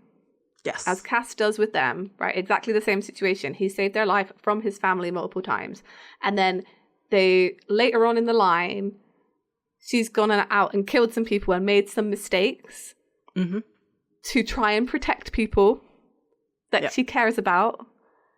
But then the outcome is different. So Dean kills her, but he decided not to kill Cass. And I think that's all that is exactly what this is about. That it was him trying to make it right by killing Amy because he didn't kill Cass. I don't know. It's like, yeah, that's my whole situation. I think you're right as well. I think Sam does play into this because he feels Sam should have made the decision for him, essentially, to take down Cass. Yeah. Like, he's making the decision for Sam to take down someone that he cares about. It's all very complicated, and then it all is like a perfect mirror of each other. But it's funny how, you know, Sam and his relationships are reflected in Dean and Cass, but like, you know, we won't talk about that. No. We won't talk about that for another, I don't know how many years now. Like, we're in 2025 and we're still finding these parallels, and this happens so many more times. Right? And people could say, well, it's because Dean doesn't have another relationship with a woman. Like a tool in the rest of Supernatural, like not one that he actually kind of cares about. So there is no one else to compare his relationships with, other than it's just very like They essentially wrote them. They wrote themselves into Destiel, is what I'm saying. Is what happened. Because you've got no other relationships to mirror. They had multiple opportunities. This, you know, there are still 6 more seasons after this. You could have put someone in there. Well, they try to, though, don't they? Amara, because they're like, we're destined to be together. And they had absolutely zero chemistry every time they appeared on screen together. It's so like, what do you mean that, you know, a founder of the universe has destiny with a human? No. This is some Twilight imprint in. It's the same. It really is. Like, there's no way that Amara is interested in humans. I didn't believe it from the get-go. Like, every time that bit of storyline came out, and I can't wait to get to that season because I'm going to absolutely rip it apart. Like, I was just like, these people have zero chemistry. Like, are they supposed to be? Is he supposed to be into this? Because he doesn't look into this. Like, she doesn't look into this. Like, no, what is going on? Like, and there's this whole bit, I think, where they like touch hands or whatever, and I'm like, is this supposed to be like kind of sexual flirting some way? Because it just looks really awkward. Like, oh my god, I love that season. It's so bad. Oh god, I can't wait. Anyway, I cannot wait. But look, the Destiel parallels are here. It's only season 7. Yep. Yeah. I can't do maths, by the way, but that's fine. Oh, that's okay. It's not 6 more seasons, but it's fine. It's whatever. No, anyway, none of us can do math. It's fine. It's 8. I got there in the end. So, Dean then carries on. He doesn't like, well, no, sorry. So Sam turns and faces Dean after he says, you know, no matter how dangerous you are, you just can't. Don't pull that card. That's bull. Look, if I've learned one thing, it's that if something feels wrong, it probably is. Usually, yeah. Killing Amy was not wrong. You couldn't do it, so I did. That's what family does, the dirty work. Yeah, that's him saying, like, you should have killed Cass when I couldn't. Yeah, this is... Yeah, yes. Why couldn't you kill Cass, Dean? Why? Right. Let's just not examine that. No, not at all. Sorry. And Dean then claims that he would, you know, have told him eventually, but the whole waving gun at Satan thing was was bad, and is reasonable to think that, like, you know, you go off the dive and you could have killed us both. So you can be pissed at me all you want, but quit being a bitch. And I'm just like, way to go, Dean. Like, and the fact that this is what persuades Sam is wild. Absolutely wild that this is like something that is persuasive. Do you think, because Sam is a smart guy, do you think Sam, in the podcast of his mind, just went through the same thing that we did, and that, like, oh, this isn't about me and Amy at all?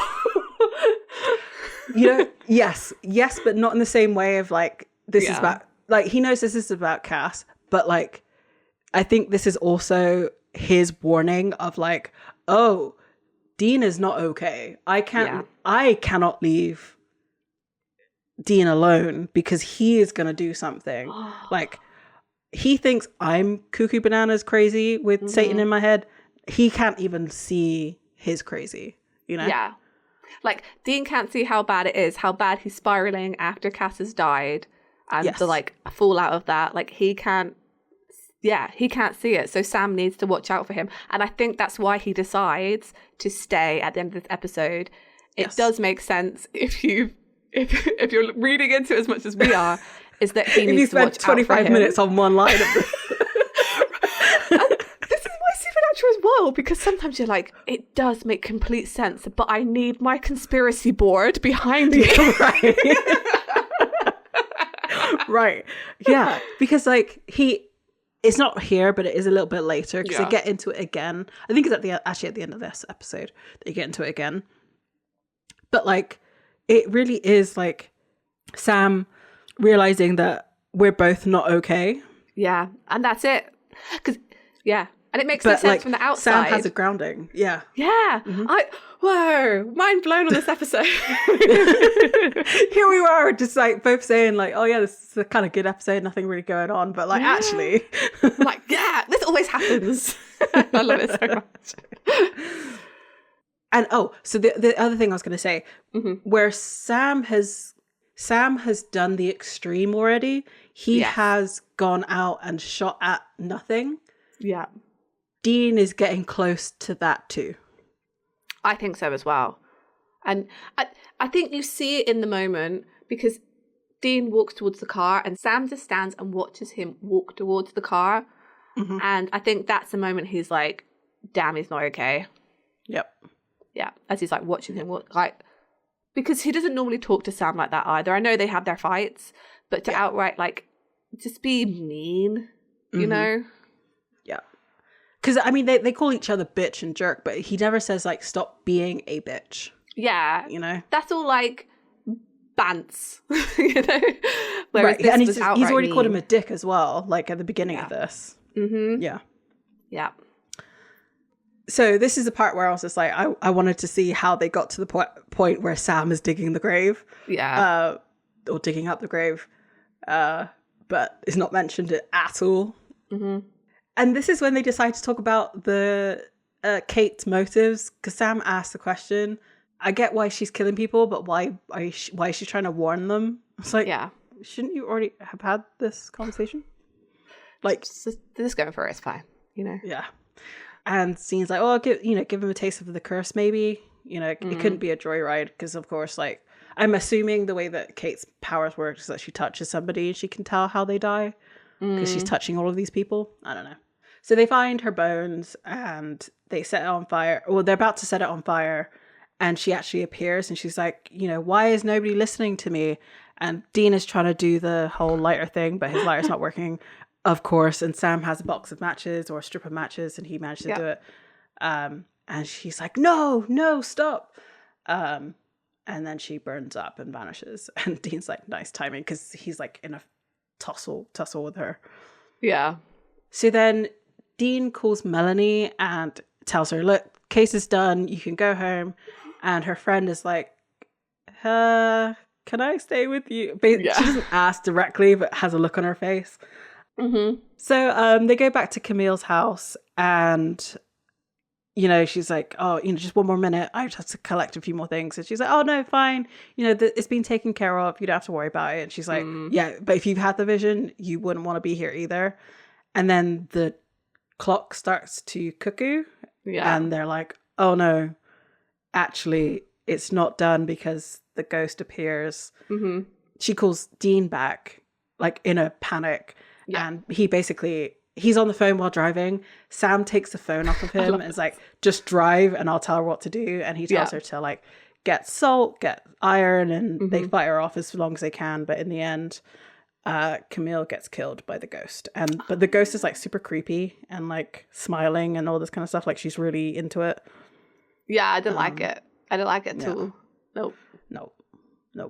And you just like hear the sound of like flesh tearing. It's yeah, because her irony is that she used bones, right, for her reading. Yeah. So it's they're breaking her bones. Nasty.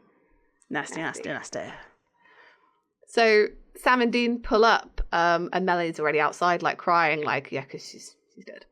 And Dean comforts her with an arm around, playing into the like they have a little thing between them in this episode. They go back to her house and Dean's like, oh, I should have known the whole good sis, bad sis story was just showmanship crap. Like, it turns out that Kate was just trying to warn people about her evil bitch sister, and we burned her bones, so that's gone. And, like, Sam kind of reels him back in. He's like, Dean, because he seems to be sort of just ranting, I guess. And he's just like, all we can do now is go and stop her. And Dean's like, that's not good enough.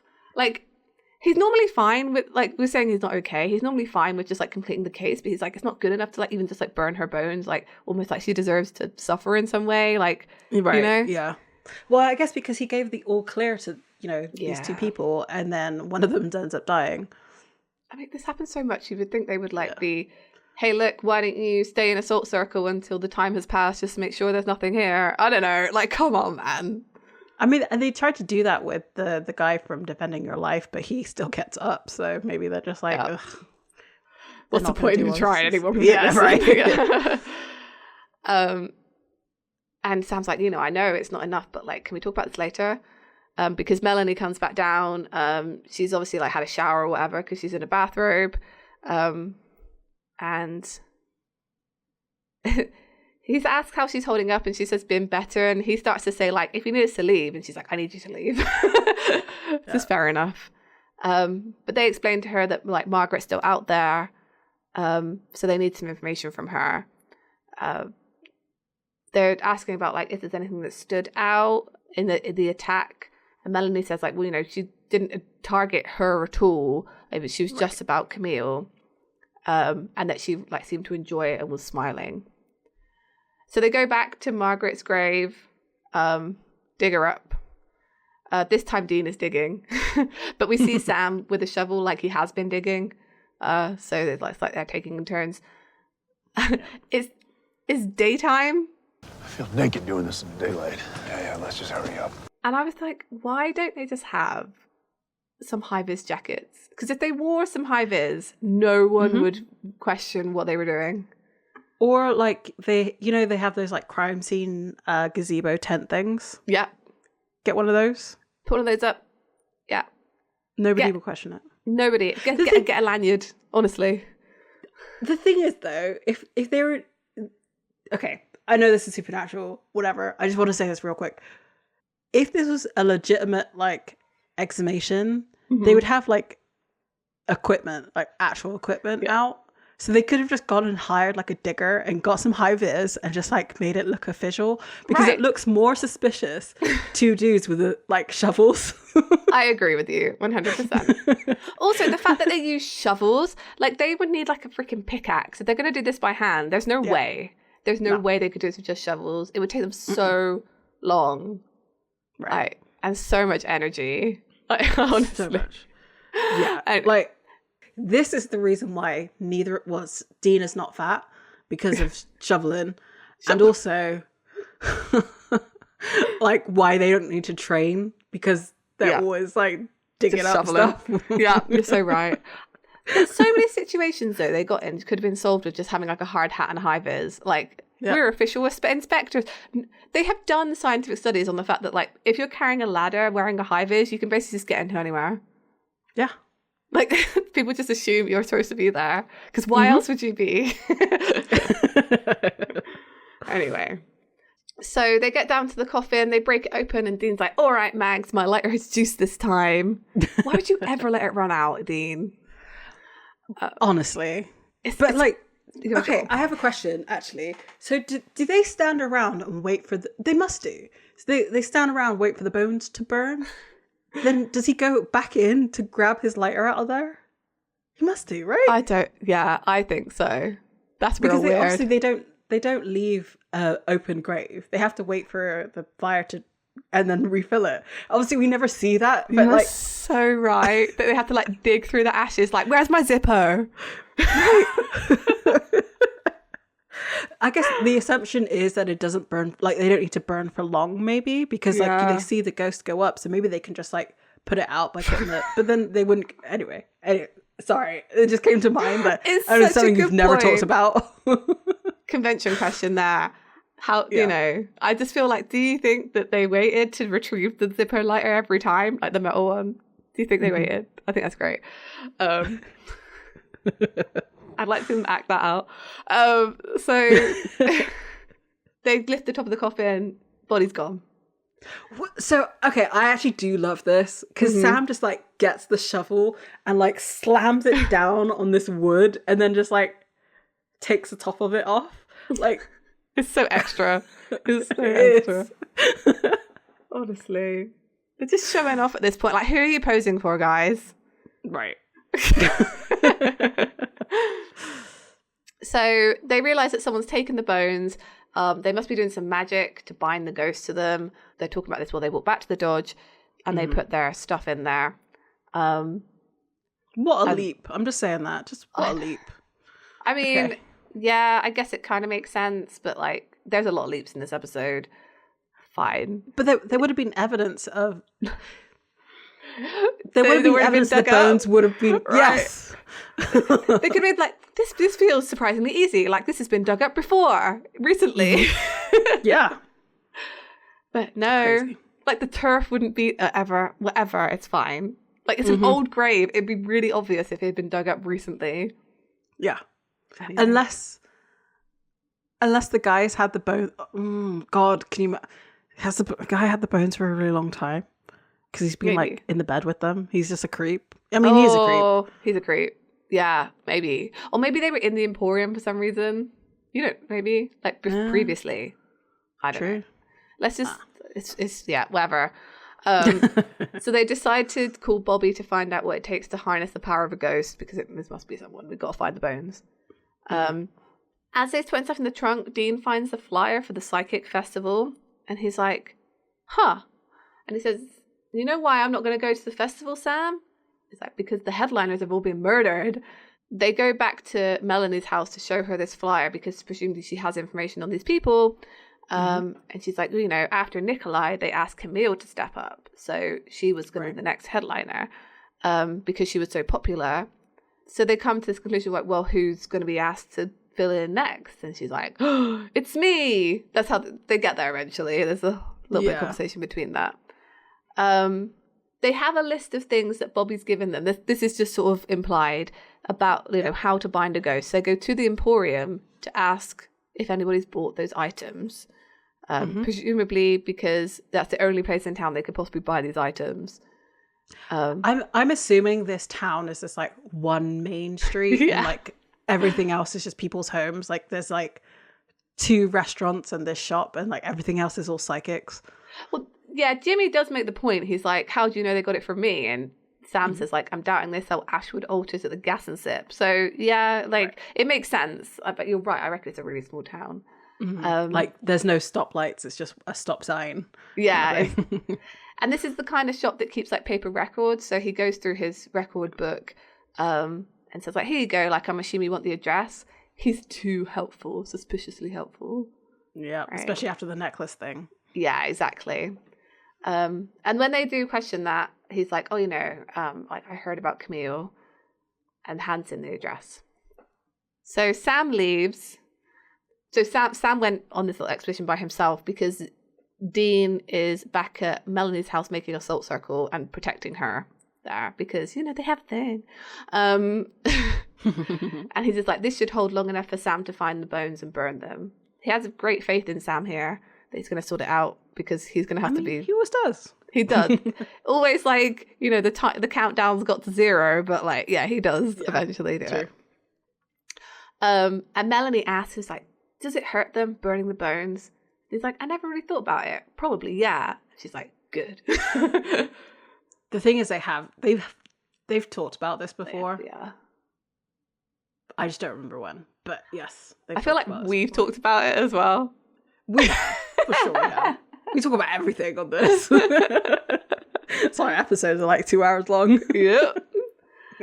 So Sam bursts into a Lamaze class to find this altar, which I thought was so funny. So it's for pregnant women doing some kind of what is this called? Like sound therapy with the boom, a sound bath.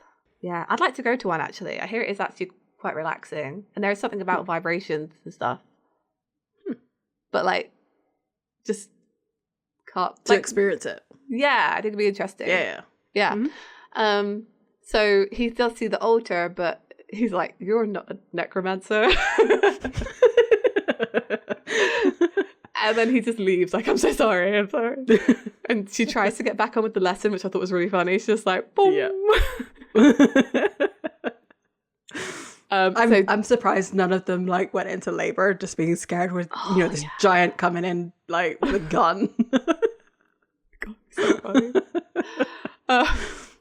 They all got born on March 25th. I don't know what. Yeah, whatever this was, like, because of Sam. And they're all demon children too. Why not? Yeah. So Sam like storms out like on the phone, like, it's the pawn shop guy, because he sent him on a goose chase to a pregnant yoga class. And Dean's like, okay, just figure out where he put the bones. So Sam's going to go back. Outside the Emporium, it's closed. So he takes out the business card that Jimmy Tomorrow gave him, which has his address on, foolishly, I feel. So he's looking around for it and eventually finds it. It's at like 809.5, which is kind of like weird. Yeah, I don't know. So Sam opens the door. He's got his gun out. He walks over to like, there's like a skull on the table. So like, this is the place. And then there's like a sound of a gun. Somehow I just knew you'd be back. Because, you know, he's psychic. Yeah. That was the joke. Yeah. I hope you got the joke. So we come back and Jimmy's telling him to put the gun down, or to put the skull down. Because he's Sam, he manages to disarm the guy. Yeah. And takes the gun and like tells him that's enough. We then cut back to Melanie's house, and they're inside the salt circle, but like they saw the ghost very briefly outside the window, but then the windows crash in and the salt circle gets broken, and Dean's like, I hate when they do this. Right. But he knows they do it, so why would you make your salt circle near a window? You are so right. Yeah. There are so many other places in the house you could make a salt circle where it's not going to crash through the window. And yet, every single time. Yep. My dude, you're bad at your job. He's bad at it. I know they're all supposed to be good hunters, but I actually think maybe they're bad at it.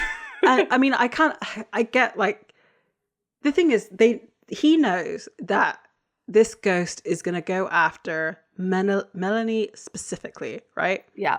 So do a salt circle in a place where there's no windows. Yeah. Bathroom. Right. Probably closet. Something. Yeah. And then you stay out there and fight the ghost. Like, why are you getting some random woman who has had one ghost encounter to help you? Why do one salt line? Right, put her in a closet, in a salt circle, salt that closet, then go out of that room, salt the door too. Salt the room. Yeah. Right? Anything. It's terrible. I feel like this is because they never sit down and they talk about their hunts. They don't do like a what went well, even better if. Yeah, right? No, they don't debrief on the actual point, because like the whole like having the exorcism on a recording that they did that one time. Yeah. This is because never do that again. This is the poor communication, because if they actually sat down and was like, look, I thought what you did well during that hunt was like, I really thought that went well, and I think maybe I could have improved in this area. I'll tell you what it is. They've never come across an HR person. Because they've never worked a real job. Yeah, they need some HR. I feel like Bobby should go on some HR courses and just like help them out. I think so too. It's bad. Like, honestly, to be making these same mistakes time and time again. Yep. And also his gun jams, and like he runs out of ammunition. I'm like, Dean, what are you doing? Like this, I think these are all, we're supposed to be taking these as things that he is failing at, because he is so distracted with how not okay he is. Yeah, you can. But like, you really have to reach for that. You do, because like his lighter was out of fluid, his gun is jamming, like implying that he's not taking care of it. Like he's eating really poorly, he's drinking a lot, he's putting salt circles near windows like some kind of amateur. Right, exactly. Yeah.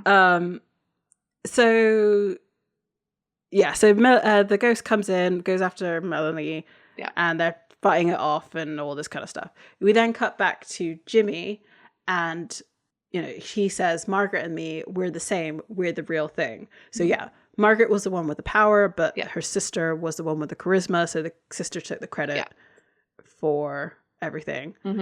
And he's just like, but guess what? Sometimes the real thing just isn't pretty or entertaining enough. The thing is, right, what he's saying might be true for Margaret and Kate's time, right? The thing is, Jimmy looks like he smells. Like he's there in this like dirty tank top that's open, like with a shirt that's open to reveal this nastiness. It's just like, you look greasy, you probably smell bad. Of course nobody wants to come to you. Like, you're a creep. He's really entitled as well. But I think there's something in this as well, is that the people he went after were either women or Nikolai, who's presumed to be like, not from the area, like an immigrant maybe. So maybe there's some kind of entitlement there of like, I'm just a guy. I'm a guy who should be able to just do whatever, Exactly. I was born and raised in this. This is complete assumption here, but born and raised in this town. I have the power, yet nobody will come to me because my power is too great and it scares people. I can't even pay rent. It's like, then why are you running a shop? You're running an emporium. Yeah. In a tourist trap town, and you can't pay rent. My guy, that is your fault. Yeah, that's your fault. Like, there's a sense of entitlement there that I think we're supposed to. I think there's a subtext there. Yeah, for sure. Especially like the current climate of certain things in the world right now, it definitely has that same vibe. Oh yeah, going on. So they start to. So back at Melanie's house, she starts to pour more salt, but like the ghost appears. They start to fight. I kind of hate what Jimmy says here. He's like, Margaret's happy to kill for me. She likes the leash. That is on you, man. That's your projection. Sam is like, even like, you're sick. Like, right. You know what else I am? real psychic, you dickbag. I wish Sam had some kind of like psychic comeback here. I don't know why, because like Sam is too, but I guess he's lost his psychic power since. But like this must sting a little bit of like, yeah, I used to be able to do that, but better. And like, yeah, right. I could exercise a whole room of demons with the snap of my fingers at one point. Yeah, like you got nothing about getting a gun from me. So Margaret flings Dean across the room. So there's just fight. I'm not going to go through the fighting, but there's just fighting that's happening at Melanie's house. The interesting bit is between Sam and Jimmy. Mm-hmm. Sam is asking where the rest of the bones are, because obviously there's just a skull. Sam's saying like, these people don't deserve to die.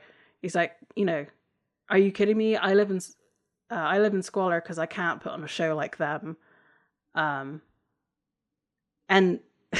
so Sam is somehow now a mentalist too, because he can tell that the bones are in the bedroom somehow, because he's like kind of angling towards there, and like Jimmy's kind of trying not to get him in that direction.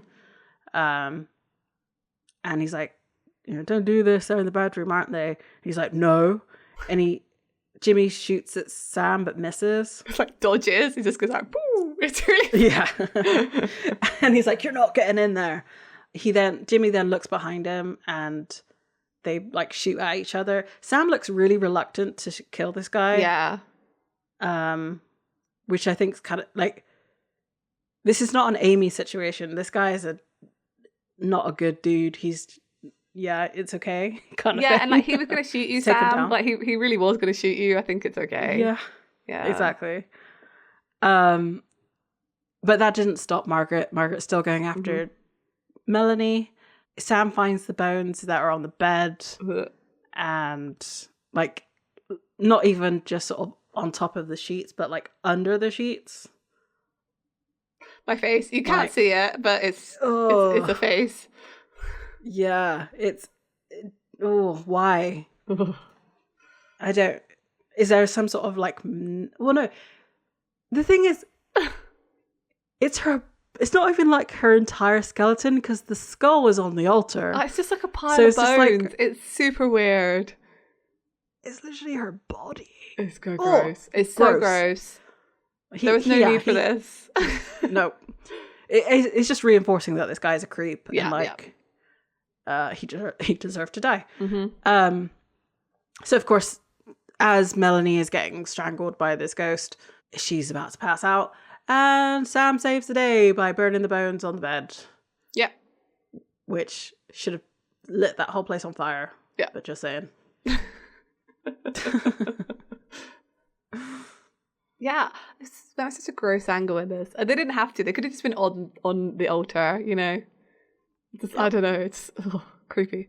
Well, I guess it just, you know, it just shows that he was like, Jimmy was never going to be on that list of people that would go to this convention. He would never be a headliner because he's too weird. They just, no one would, they could sense his kind of like creepiness about, and his disdain for them as well, right?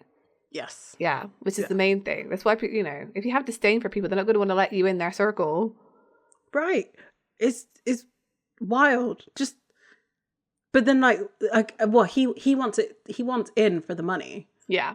So he's just like them, but he can't see that because he's quote unquote better than them. Yeah, that's it, isn't it? Like you can't go into a space thinking that.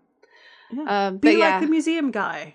You know, he's happily making a living talking about all this stuff, and yet he still sometimes uses his psychic powers. Yeah, just be cool, man. Just be cool.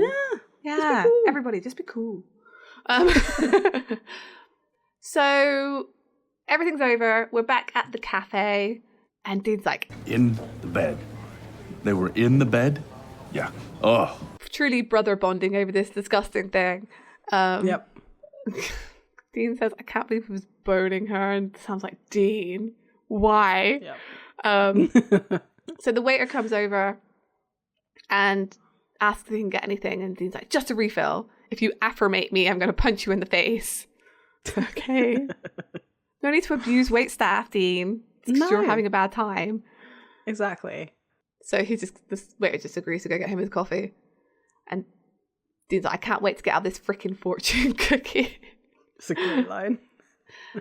Melanie enters the cafe, and Sam points her out to Dean. She comes over, and Sam makes his excuses because he knows they have a thing.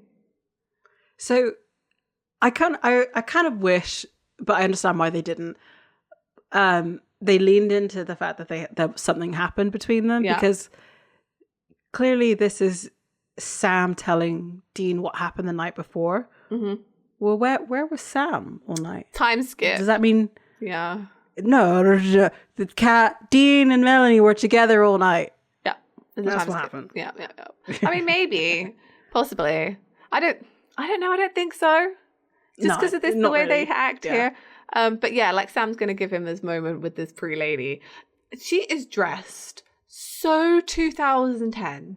Like, the jacket is like quintessentially 2010. No one would wear that now. It's got like puffy sleeves, but a tight waist and like a real deep V. Like, it's just, there's something about it. I'm like, the fashion. Yes. Anyway. Yep. So yeah, Sam leaves. He makes excuses, though he does say hi to her as he walks past her. Yeah, because she says, "Yeah, you didn't stick around to say thank you." So no, they didn't. He didn't stay the night. And he's like, "No reason to thank me." She says, "You saved my life." And he's like, "Yeah, but not your friends." She's like, "You know, you didn't send that ghost. Thank you for coming to kill it. You and Sam seem a little better." And he's like, "Oh, you could tell that from the walk up." And she's like, "Take it or leave it. So guess you're not keen on coming to visit here again. So this is goodbye. Wish we'd met on a better week." And Dean says, "I wish I had better weeks." Aww. And he's like, "Hey, it's not like you can tell the future, right?" And then she like takes his hand and turns it over like she's going to read his palm.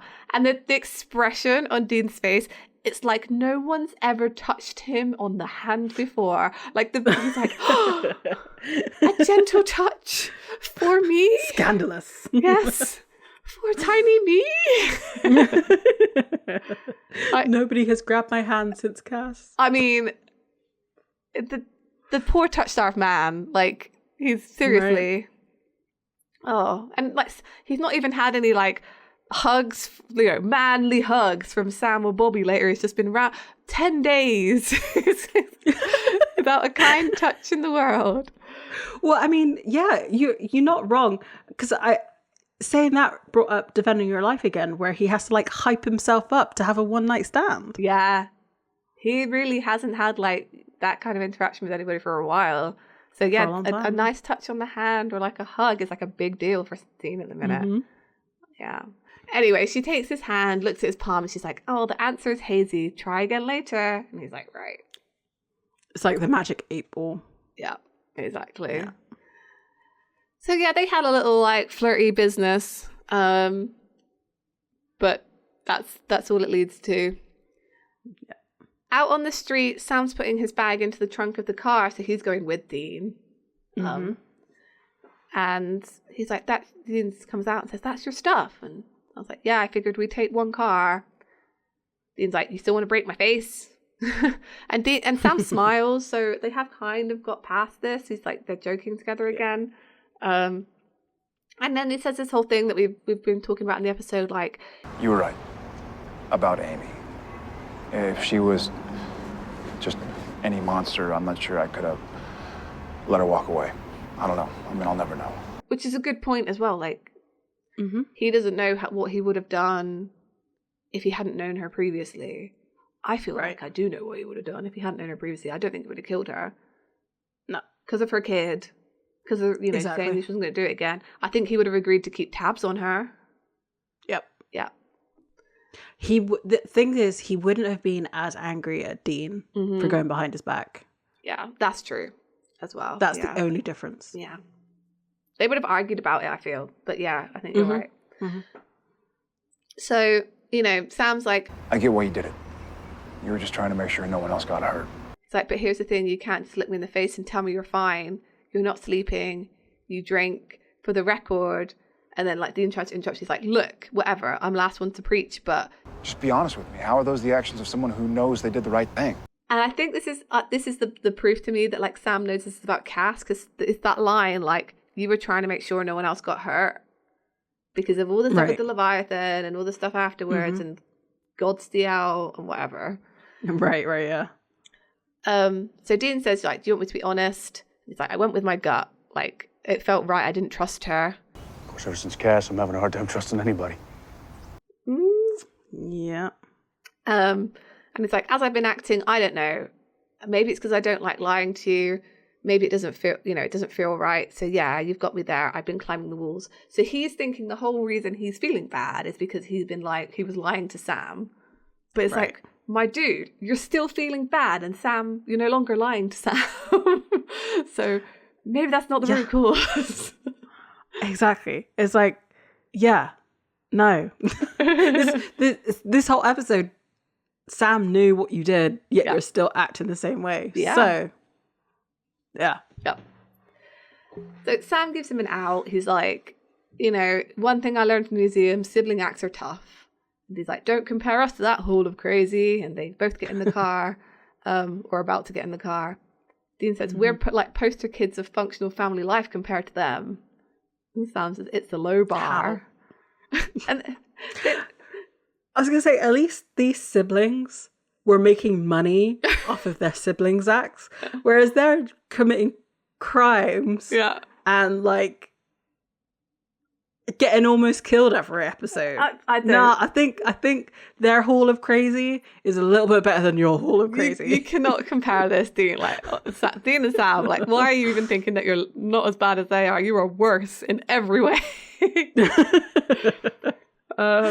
Yeah. So Dean's like grading on the curve. Got me past everything since kindergarten. Come on, Dean, you're smart. Stop putting yourself down. Yeah. And Sam's just like, whatever you say, because he kind of knows. I think. When they get into the car, Sam makes a final quip. Was like, I still want to know how that guy bit my spoon. Forget it, Sam. It's Lilydale. Like, and I think it's like it's supposed to mean something, and it doesn't mean anything. And there's like a wind chime that plays as he says that as they're driving away. Like I'll tell you what this is. Yeah. This is Dean acknowledging that this is a self-contained episode. Oh yeah, that's so true. 100%. That's it. Like in the recaps, we're gonna get this conversation and like where they fought after the museum, and that is it. Oh, like, 100%. Moving forward.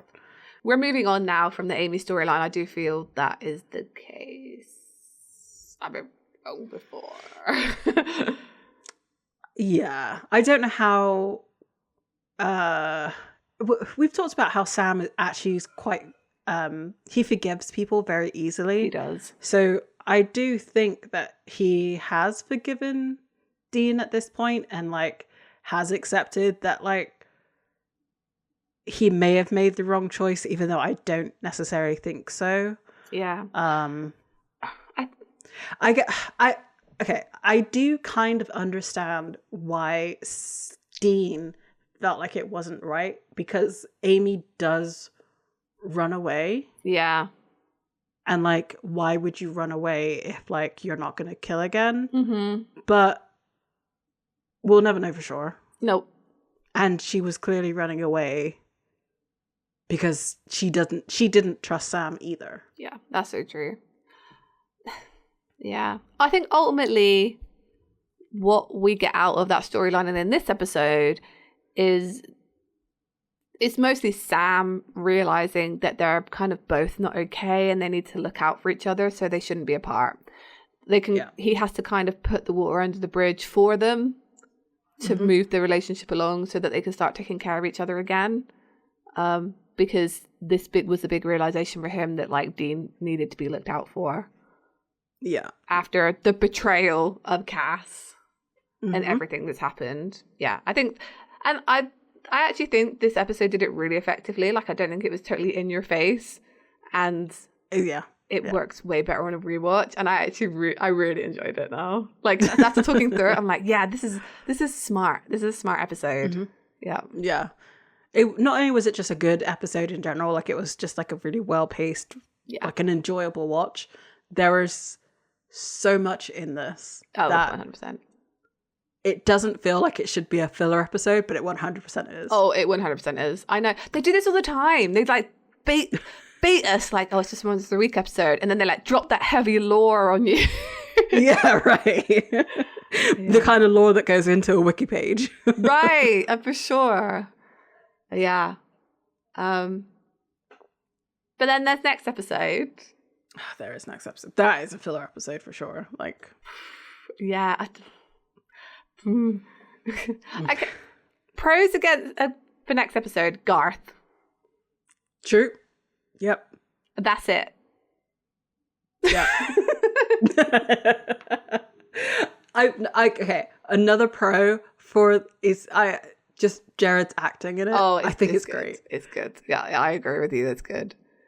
But that is about it. Yeah, I think we started talking about fandom in this episode. I think in the next episode there'll be even more on that. Because it's relevant. Because Becky's it is back. very relevant. So yeah, the next episode is season 7, Time for a Wedding. Mm-hmm. So we will see how that goes. Yeah, I think let's not talk too much about it here. I feel like we'll have a lot to say next week. Yeah, that sounds or good. Next time. Next time. So yeah. After that episode, I mean, I'm guessing we have nothing else to say. I'm We've talked a lot. Yeah. We're good. Yeah. We would like to thank the Pixel Agora for the amazing logo art. And if you'd like to get that on something, you can on our Redbubble store. We're also all over social media. You can find us on Tumblr, Facebook, Instagram, YouTube, Bluesky as Escaping Purgatory Podcast or Escaping Podcast on Bluesky. Yeah. So this week we shook the magic 8 ball and we did. It just said no. So next week, hopefully we can find our way out. Bye. Bye. That was so good. Thanks.